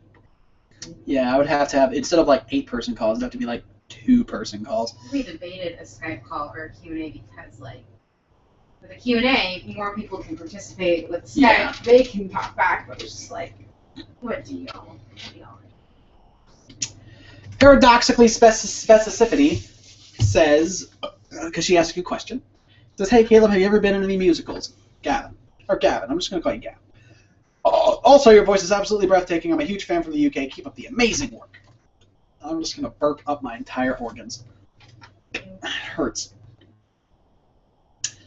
No, I have never been in any musicals, aside from a couple small productions. I was in a recent play here in Austin, Texas. I was in a musical. I was in a Christmas production, and I played the Heat Miser from that little clay-painted thing, and I sang the Snow Miser, Heat Miser song, and I also performed in this biblical recreation of the birth of Jesus, and I got to sing these epic, really awesome opusy songs, and it was really cool. So I've done things like that on stage, but I've never gotten to do like the big names like Les Mis or Phantom or Wicked or even older stuff. So I wish I could just rattle off the older stuff like I have this huge wealth of knowledge about the history of theater, but I do not. I could do Evita. There's an older one. Rent. I don't even remember the other ones, but I wish I could be in more musicals. I really do. One day. One day. Eric Aaron says, I recently started watching anime. What's your favorite one? What do you recommend I watch? Eric Aaron. Wow. Welcome to the club. I would recommend you watch whatever you feel like. What's great about anime, and really much any entertainment in general, is there's so many subgenres of the genre you're watching, like anime, that you can really pick whatever you feel like. If you love action and you love explosions, there's Gurren Lagann for you. Like, go for that. Actually, I would say more or less go for Gundam. But if you're looking for like a story with action, go for Gurren Lagann. If you're really more of a slice of life kind of person, if you like drama, romance, Clannad, perfect. If you like shows like Teen Wolf or Once Upon a Time, or maybe not so fantastical as Once Upon a Time, but if you like more drama, I'd say Clannad. I think I just said that. If you're looking for something teeny, like an MTV kind of style, maybe Toradora. That has a much better story than any MTV show has. But FMA for action and story, but just a really good story. Solid horror, I'd go with Another. The show is called Another. In parentheses, it's really good. Shiki's alright. It's a little silly. What? IMO. How's it IMO! But what? How's it silly? The animation's silly. It's a little too vibrant. It's too vibrant. Another feels like Silent Hill incarnate, which is so great. You need to be drab. I don't need all these color palettes if you're a horror film. There's several horror things. But basically all this to say, pick what you love. That's our bunch. I got Nick Insminger's name right. Also, Courtney is judging you really hard for having messed up lyrics on MLB. Oh, she is? Yeah. Oh, no. Like, how so? I think She's joking. She's joking. she just said he got the lyrics wrong. XD, tell him judging hardcore XD. That's my whole thing. Yeah, I'm not going to tell anyone. They already know. I got the lyrics wrong on This Day Aria, but I only noticed it after I started, like, singing or recording the video for it. I was like, how did you do that? You were looking at the lyrics. Zachary K says, were you born with vibrato or did you learn to develop it yourself? Or did you learn it yourself? Is it impossible to develop one if not born with it? I don't think everyone has vibrato. I'm serious. Everybody has it. Now, you might not be doing it right now, and you might be stifling it. But vibrato is something that's very natural, and everyone has different kinds. Like, go listen to Les Mis, the movie version, and that, what's her name? That girl who plays Cosette? She has like a machine gun vibrato. You may not be a fan of it. Like, it's like that, but that's vibrato. And it comes in all different colors and volumes and rates, like this. But everyone has it. Really, they do. And when it develops, it really depends. It really is different for everybody. I mean, you hear these child prodigies. You hear these child prodigy. You hear these child prodigy singers singing in like 11, just like, no, they're just nailing it. And I'm like, you're ridiculous. So, and you can learn it. You can get better at it. I don't know what to tell you, but you can definitely go and find people that will teach you, because it is definitely a skill that it's a muscle. That's the thing about singing. It's all muscles at the end of the day. So if you can learn how to develop your muscles and make them bigger, you can equally as the same learn how to strengthen these muscles and sing better. So I hope that answers the question. Also, we're going to sing about your Hallelujah. My bad. Not your movie. Oh, yeah, I totally got the lyrics wrong for Hallelujah. Like, I totally got them wrong. Absolutely. I'm so wrong. Rosestar1324 says, hey, I just got here. And I know you probably get this a lot, but you have an amazing singing voice. Thank you very much, Rosestar. I've never seen a guy who can sing as good as you can. Do you mind explaining how you got so good?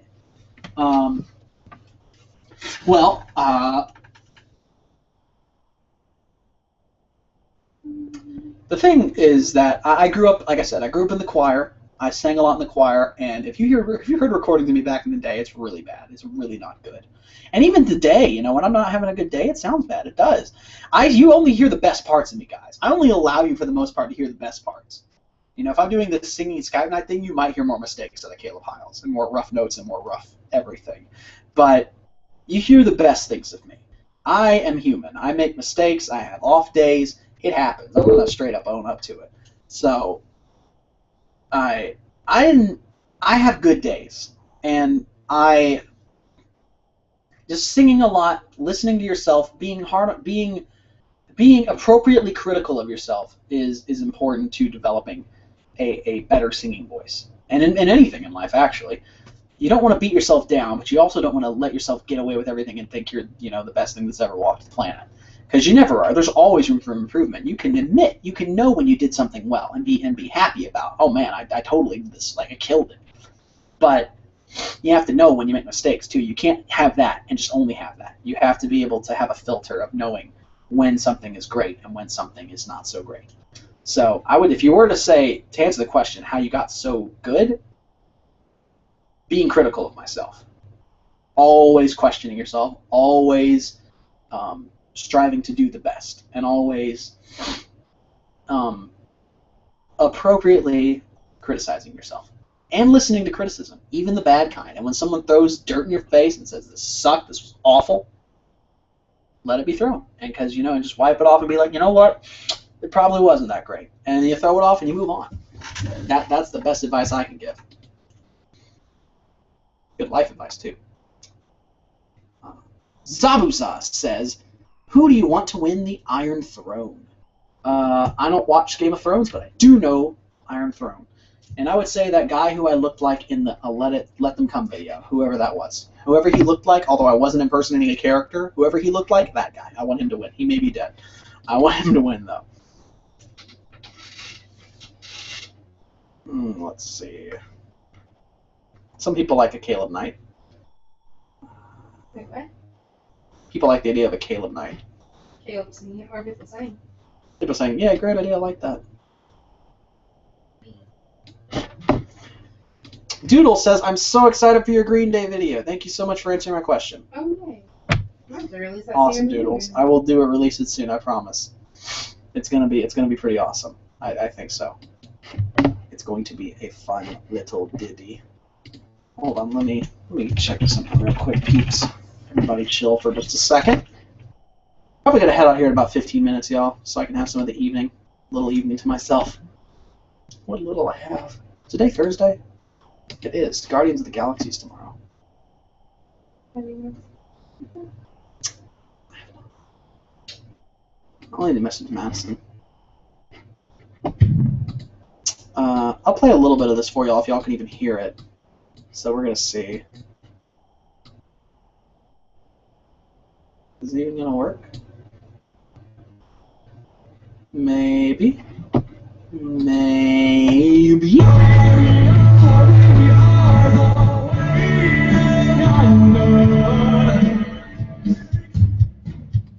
There's that. Okay, let me skip forward a little bit. Actually, I'll let it play a little bit. This is the audio file of the cover.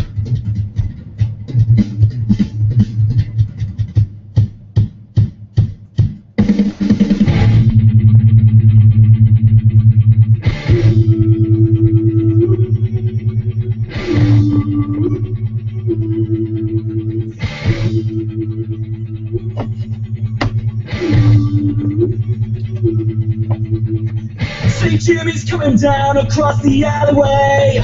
Up on the boulevard like a zip gun on parade. Line of a silhouette, he's in some butternut. Coming at you on the count of 1, 2.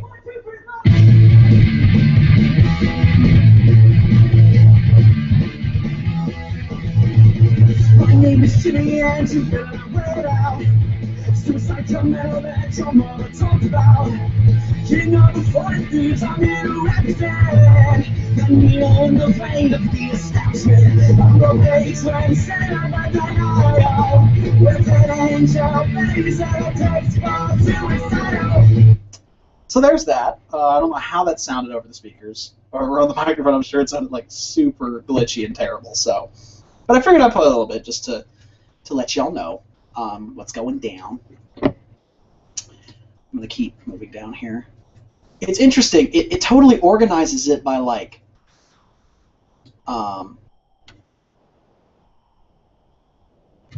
let's see. It organizes it by how many votes people give to comments. Oh, So the more votes you have, the more it. votes your. Oh, okay. Some neat. So the most thumbs up questions are the ones that go to. Mm-hmm. That's neat. Okay. Very democratic way of doing it. Which I have no problem with. Hey Shaxter, thanks for the love, man. I'm glad you like the new covers and whatnot. I really do appreciate it. Giving you a shout out. I have the question. Let's see. Chalupa Vlogs. What a great name. Chalupa Vlogs XD says, can you do a cover of Dancing Through Life from Wicked? I might do that song. I'm definitely planning on doing songs from Wicked, everyone knows. So, that one definitely might. Andrew Hilaro said, did you know I've never ever had a sandwich before, not even a PB&J? He's never had a sandwich? Bro, we're going to hang out. Save your first sandwich for when we meet, because we're totally going to have a sandwich. I had a friend in college. She was like 20. She never had a hamburger in her life. Now it's the one. What did she do? Eat chicken nuggets all the time? She does like chicken nuggets a lot.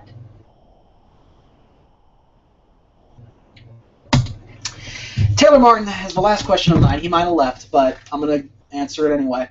He says, last question, I promise. Of the few things I look forward to these days since my mom was diagnosed with cancer, you and Kara are a couple of them. I applaud literally all you do. But do you have any intentions of doing some Florence and the Machine covers? There's one song by them that's super popular that I used to know, but I do not recall it anymore. But just for you, Taylor, we might have to. It might have to happen. And you're From the Dark fan. That kind of wins you a lot of points. I'm just going to create the point system now. If you want to earn points with me, From the Dark. Shameless plug. By the way, if you want to know what I'm drinking, this is a refreshy orange and cream sparkling water, which sounds like a really terribly nasty idea, but it's not. It's not. It matches my shirt. anyway. Talking about how the I versions.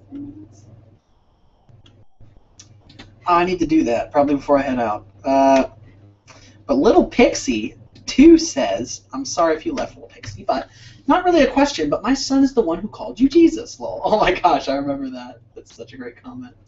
He just woke up and ran in here. Then the thunder, he just woke up and ran in here. The thunder scared him, and he saw you on the screen and got excited. Oh my gosh. What's his name? I need to know his name, Little Pixie. Message me or something, because I want to say hi. Hi. Hi, Little Pixie's family and little son. I'm not Jesus. That is someone else. But I used to look a lot like Jesus. My hair looked a crazy amount like Jesus back in the day. I want to get back to it, and Kara's going to have to deal with it, so. What are you going to do, break up with me?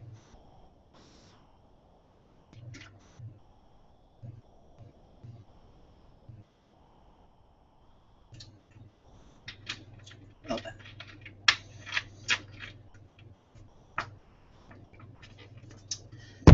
Next question. We're going to move on. Maggie!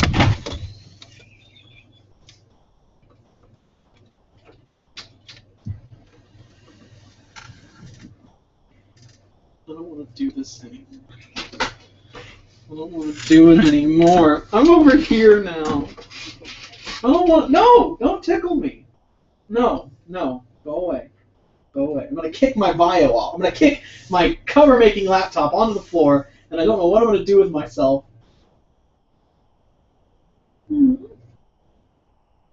No. No. I'm the anything. You made fun of me. Okay. Ow! Okay. Maggot of Austin says, what is your favorite drink of choice, alcoholic or otherwise? I will answer both. Favorite drink of choice, cream soda. Love cream soda. Alcoholic, Di Serono. On the rocks. Very much so. I don't drink often, but when I do, it's Di Serono. Not Dos Equis. Beer's terrible. Let's see. All it is a giant social drink that everyone just puts up with.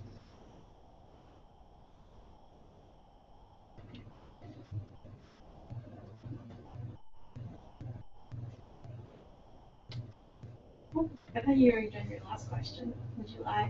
What? I did the last question. Or no, you said that Taylor would have the last question, but you continue to answer things.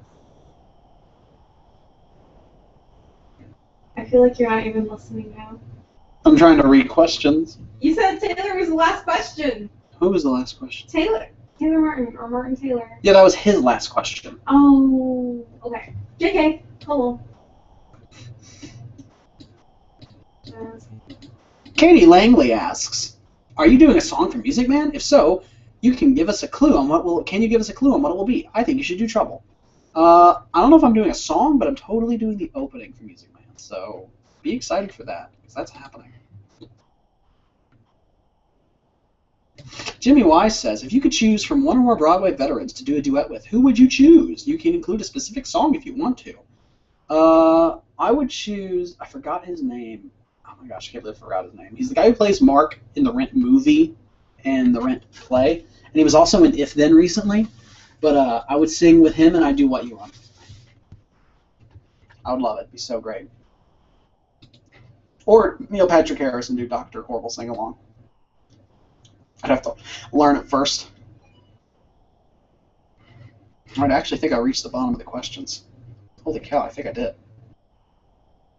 I haven't seen questions like, do you have a 3DS, do you use my print code? Really? Oh boy. Caleb sing time!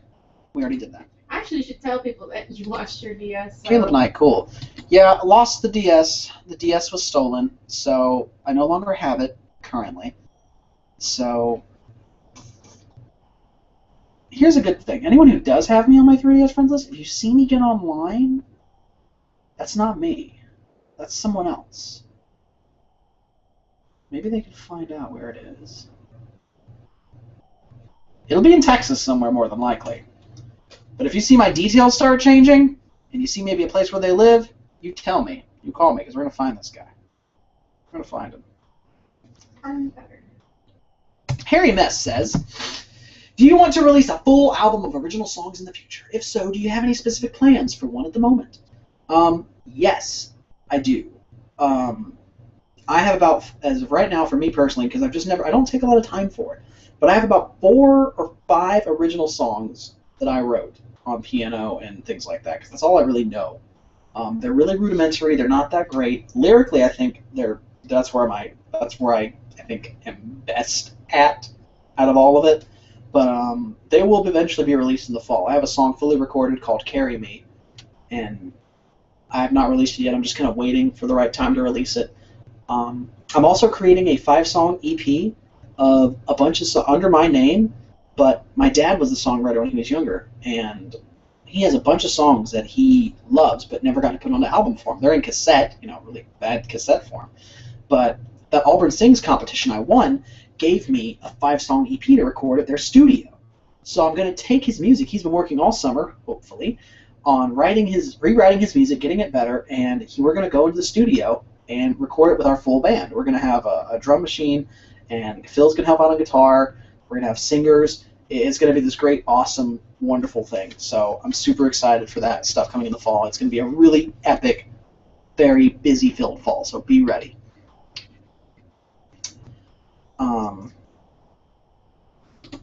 Muletail asked this question, and it got 8 thumbs up, so I figured I'd answer it. You have any advice for someone who's going into a career in music? I'm planning on going into music education with a double certification in orchestral and choral teaching. I know what I need to do, and yet I don't.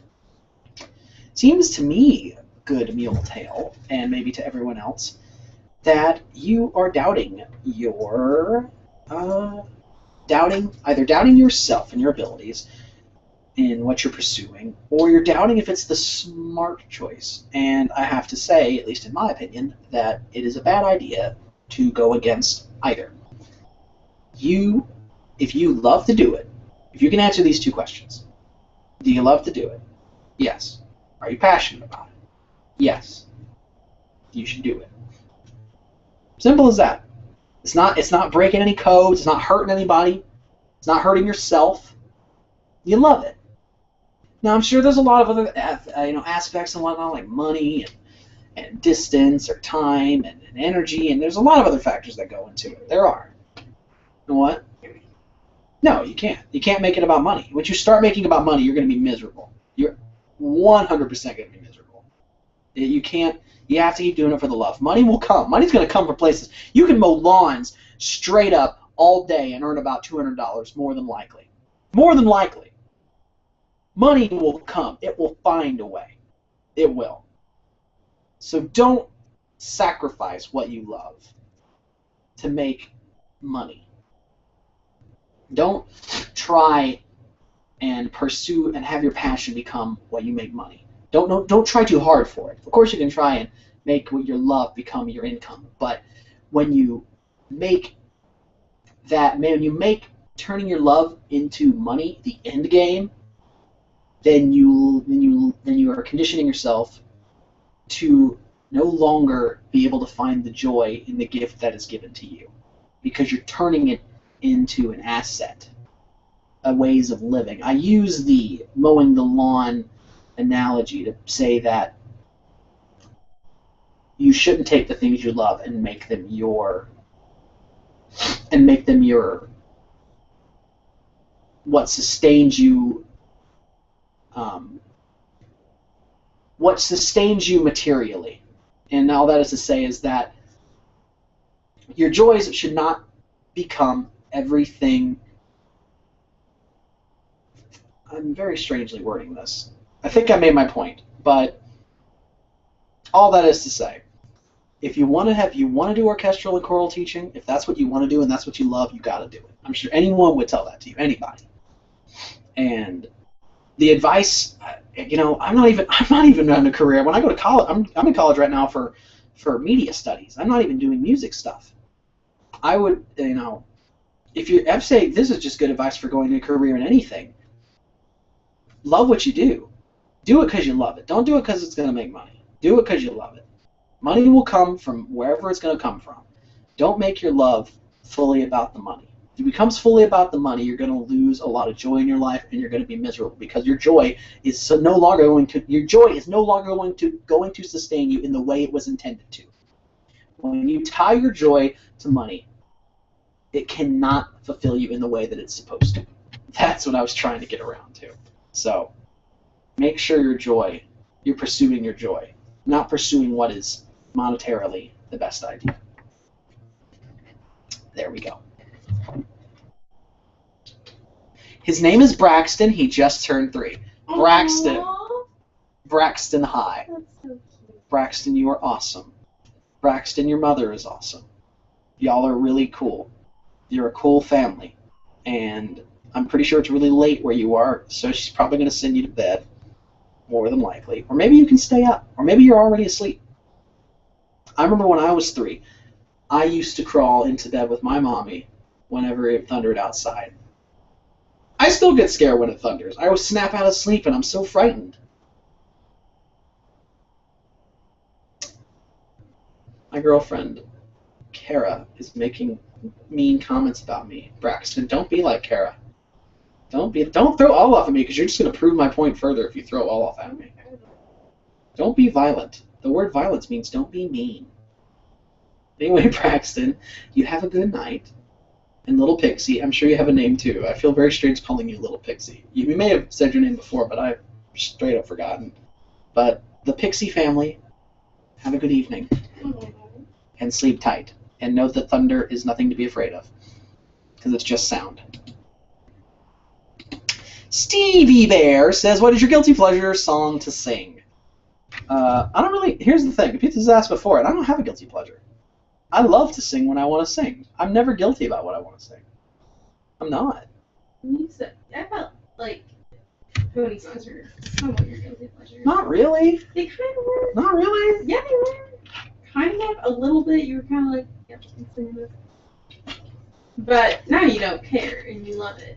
If I ever do have a guilty pleasure, I get over it real quick. Because I instantly realize, no, the song is great. If I'm able to justify it, here's the problem. When you're feeling guilty about something, it's almost like you can't justify why. I'm a person who loves to answer the question why. So I never really sit too long in the guilty side of things because I instantly give myself a reason for why I like things, and then I can explain why. So I'm never really guilty too long. So I guess the only time I've ever felt even remotely guilty, I think, is what Kara said with pony songs, where it's like, really, you're singing these songs? These are about ponies and things. But instantly, I'm like, no, great song. Love the song. Great message. Who cares? Did you say Slipknot's a guilty pleasure? Slipknot's not a guilty pleasure. Okay. It was never really a guilty pleasure to begin with. That one wasn't. What about... Is Oshawa a guilty pleasure? Oshawa is not a guilty pleasure. Oshawa is life, and life is Oshawa. Ahmed Awad says, what is your next cover? Simple question. I guess that's one good thing to ask before we all head off to bed. The next cover is going to probably be a more contemporary cover. One that is, as in, like, the next cover that is actually going to happen on the channel is more than likely going to be a newer song. Like, modern day, 2014, 2013.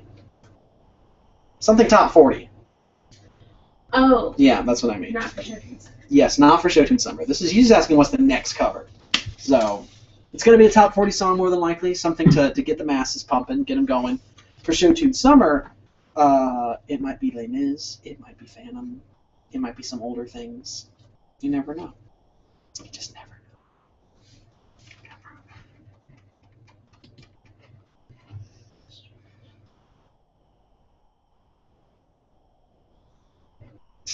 Juan Francisco Piñeras Canzilasa says, I'm going to call you Juan. Caleb, I'm from Venezuela. Holy cow. I'm a baritone, but I can make low tenor notes, and I need power in my high notes. Can you help me? Which kind of voice do you have? The only thing that ever helped me when I was learning to sing was keeping, and I still do this, is keep trying to stretch yourself every day. You know, if you reach a point where it gets painful to sing, stop.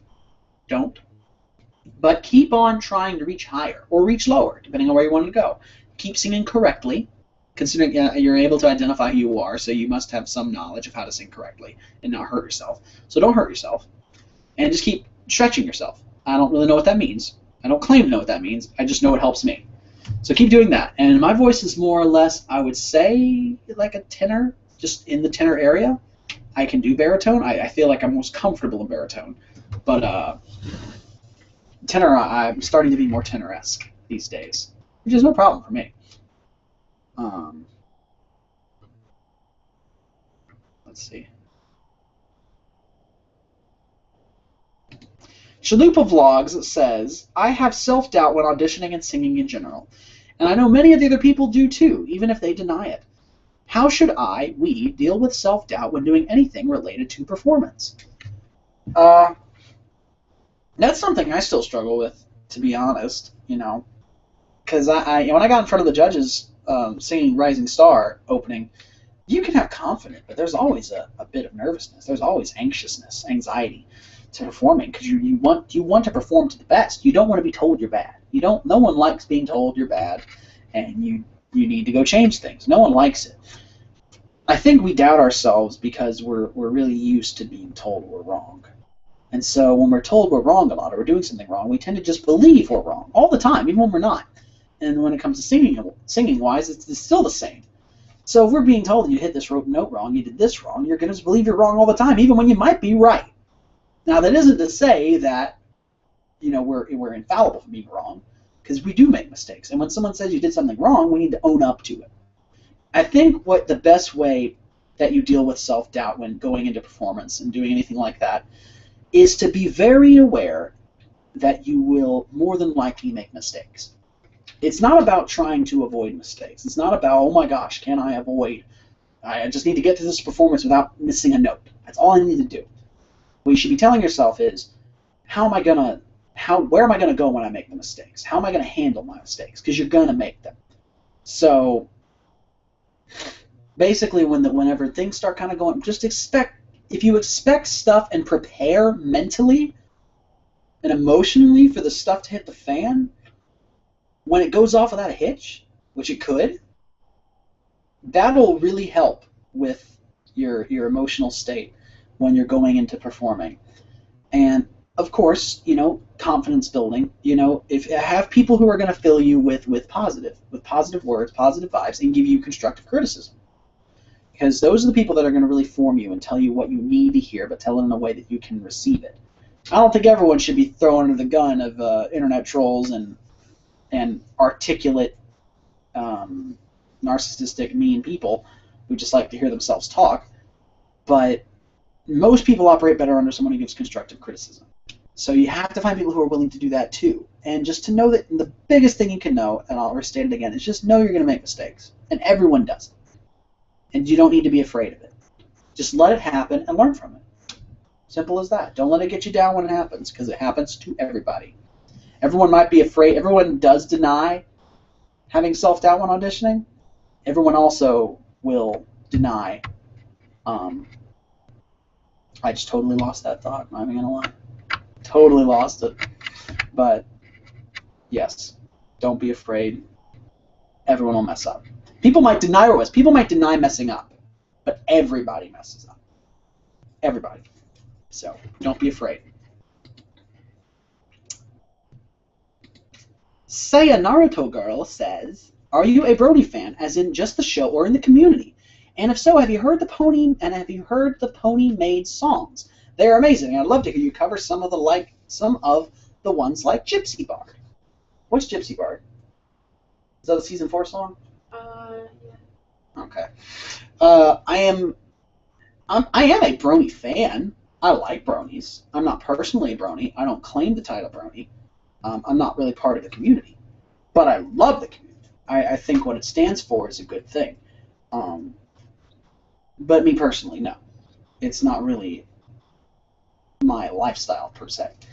But I love My Little Pony. It's a great show. And I've always said, if loving the show makes me a Brony, then yes, I will be a Brony. I will bro hoof all day. But I'm not involved in the community. No. And I have not heard of those songs. And I did do This Day Aria. If you haven't checked it out, Saya, go check it out. I did This Day Aria. Wait, I was wondering if you would do more covers. Oh, She Said I Love. Okay, you already knew. Okay. Jimmy Gaba juice. Let's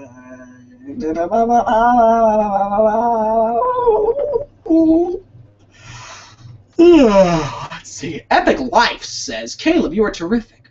What about Reflection from Mulan? I think you would do an epic job. I want to do that song. Great song. I'll save it for later, but I definitely want to do that song. Someone said a while back, and I forgot who you are, and maybe you probably have left, but you said, do I like PewDiePie? Excuse me. His PewDiePie.exe is pretty creepy. That creepypasta of him, that's pretty nuts.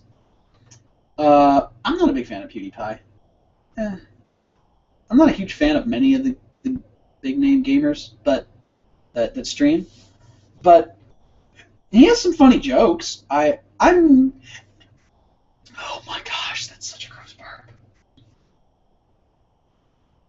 I've never been a fan of swearing too much. It's not that I don't ever do it, and it's not that I don't. I can't handle it. No, I can absolutely handle it. I think if you do it too much and you say too much, it kind of numbs your mind a little bit, because when people usually curse, it's to get out emotions. Usually, it's a very emotion-filled experience when you swear. And what it's really doing is, subconsciously, and people can debate me all day on it, but I think it's subconsciously avoiding having to think about what you're feeling. It's just getting it out there, and it's like, there it is, it's out, and it's gone from you. You didn't even think about what you were feeling. And I think a lot of the times when we swear, a lot of negative emotions come up from swearing. And the thing about negative emotions is that the way to overcome them and to be better because of them and learn from them is to sit and think on it and really articulate in your mind what you're feeling. Swearing's like the easy way out. It's the easy way out of having to think about what you're feeling and thinking. So he does it a lot. So, and also when you do it too much, it also just seems not educated. I mean, there's so many other words you could use that are just far more entertaining than dropping that all the time. Everyone likes a good F-bomb every now and then, or at least I do. But you just gotta be tactful. And I think he has little to no tact. But to each their own. To each their own. Not even saying that he is not educated. He very well could be. I'm just saying it's not for me. Simple as that. Well, guys, I really do wish I could continue this all night, but I am getting tired, and I sincerely appreciate all the comments, and oh my gosh, there's just so many. Y'all have been wonderful. But I would like to do more MLP covers. I would love to. That's another one I'm seeing from Harry. I'll just click it. And I would love to do more MLP covers. It could very well become a week or something I do, because there's so many songs, and I love a lot of them. So it could happen. Absolutely could happen, Harry Mess. Definitely. Huh? Ad versions. Oh, yes, I need to say, everyone in here more than likely voted for me on my ad versions video, and I may have contacted you on other times. So thank y'all immensely for that, because I got an email today from Adversions congratulating me on winning, and they are going to send me the prize. So wonderful. Great news. And I seriously 100% could not have done it without y'all. Every single one of y'all voting, I mean every single one of y'all. I know it was difficult too, because I sent you the link, you click on it, you have to sign in, then it takes you back to the front page, then you have to get back to the page, and then you have to click vote, and you have to make sure the counter moves. It's just a whole, it's just involved. Confuzzle, I don't know what you're saying, but I'll do it. Here, hold up, here we go. There you go.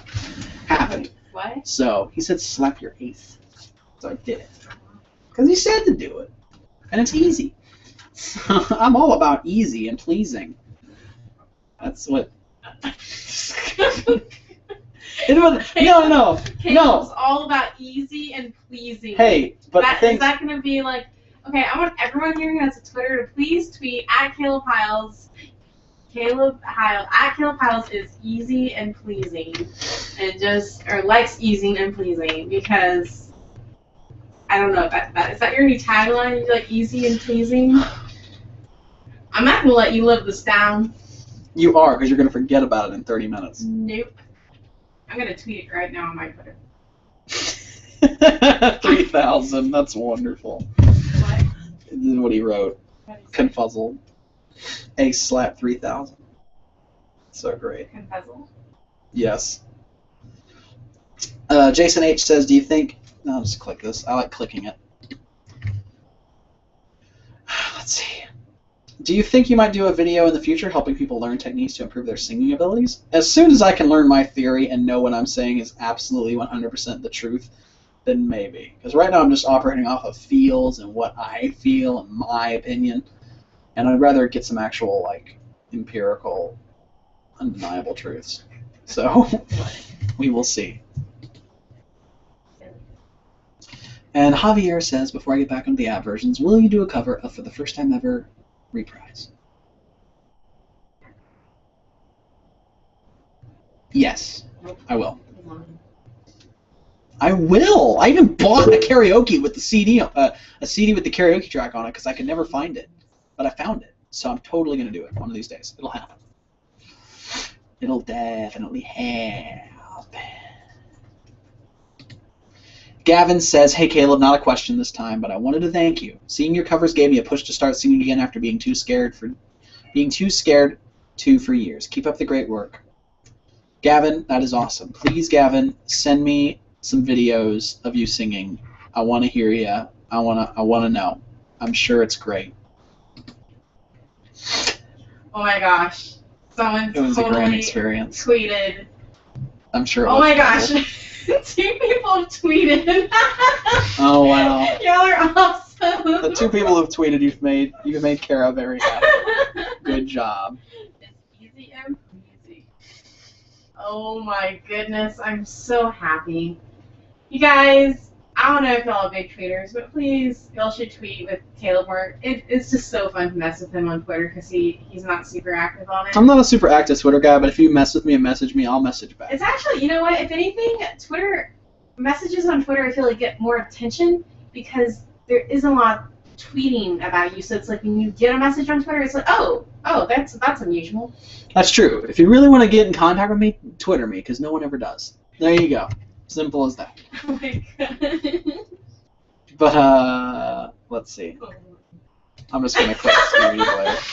There you go. I'll stop. I'm sorry. Manson Select. Did I ever grow my beard? Yes. Someone says I should do the song Suddenly Seymour, or at least Andrew says from Little Shop of Horrors, because it's a duet I can do with my little lady friend, as he says. But thank y'all very much for the ad version stuff. It meant a lot, and it'll go. All that prize go so far for me right now. So if y'all need anything of me, just ask, and I will get around to it. I promise. So eventually, yes. Yeah. Thank y'all. Seriously. Davey Eddie says, I remember you mentioned that you do not consider yourself a brony, but is there any chance that you'll cover another MLP song? Yes, I'm planning on covering a lot more MLP. So stay tuned for it, because a lot of it's going to happen. Anthony West says, because this is a good question to answer, because a lot of people have asked. Have you ever considered having fans send you songs and pick one to do a fan collaboration? Or just a collaboration in general? And you were close before, but it's woest, like toast, or woest. No, woest. Woest. You're Anthony Woest. Ha ha ha ha. That's an interesting idea, actually. That might not be a bad idea for the grand prize, is that they can do a collab with me. So, maybe. Maybe it'd be a prize in the future. If people want to collab with me, you know, if they win a grand prize and they want to collab. My cousin, Team Mega 5612, Trent, says, hey, Caleb, just got here. What's up? Not much, man. Just chilling. Just chilling. My eyes are getting heavy. About to conk out, man. I hope everything's going well with Aunt Jenny and y'all. Give my love and my best wishes to y'all. I'm keeping up with y'all on Facebook and whatnot, and it seems like everything's going really well. So, thank you for coming out, Trent. You are awesome. Gypsy Bard's a fan-made song, apparently. Okay. All right, guys. I'm heading off to bed now, so thank you all very much for sticking around and doing this little impromptu thing. So we'll do more of this later, and I'll have another Skype call soon. I'll set it up, and you can sign up, and it's going to be epic and awesome. So stick around, y'all. Awesome. Awesome possum. Finally, the moment has arrived for me to put on this crown. I'll see y'all later. Have a good evening. Peace and love and harmony and metal. I'm doing that? Oh. Oh, I don't know. What? Goodbye. Good. End it.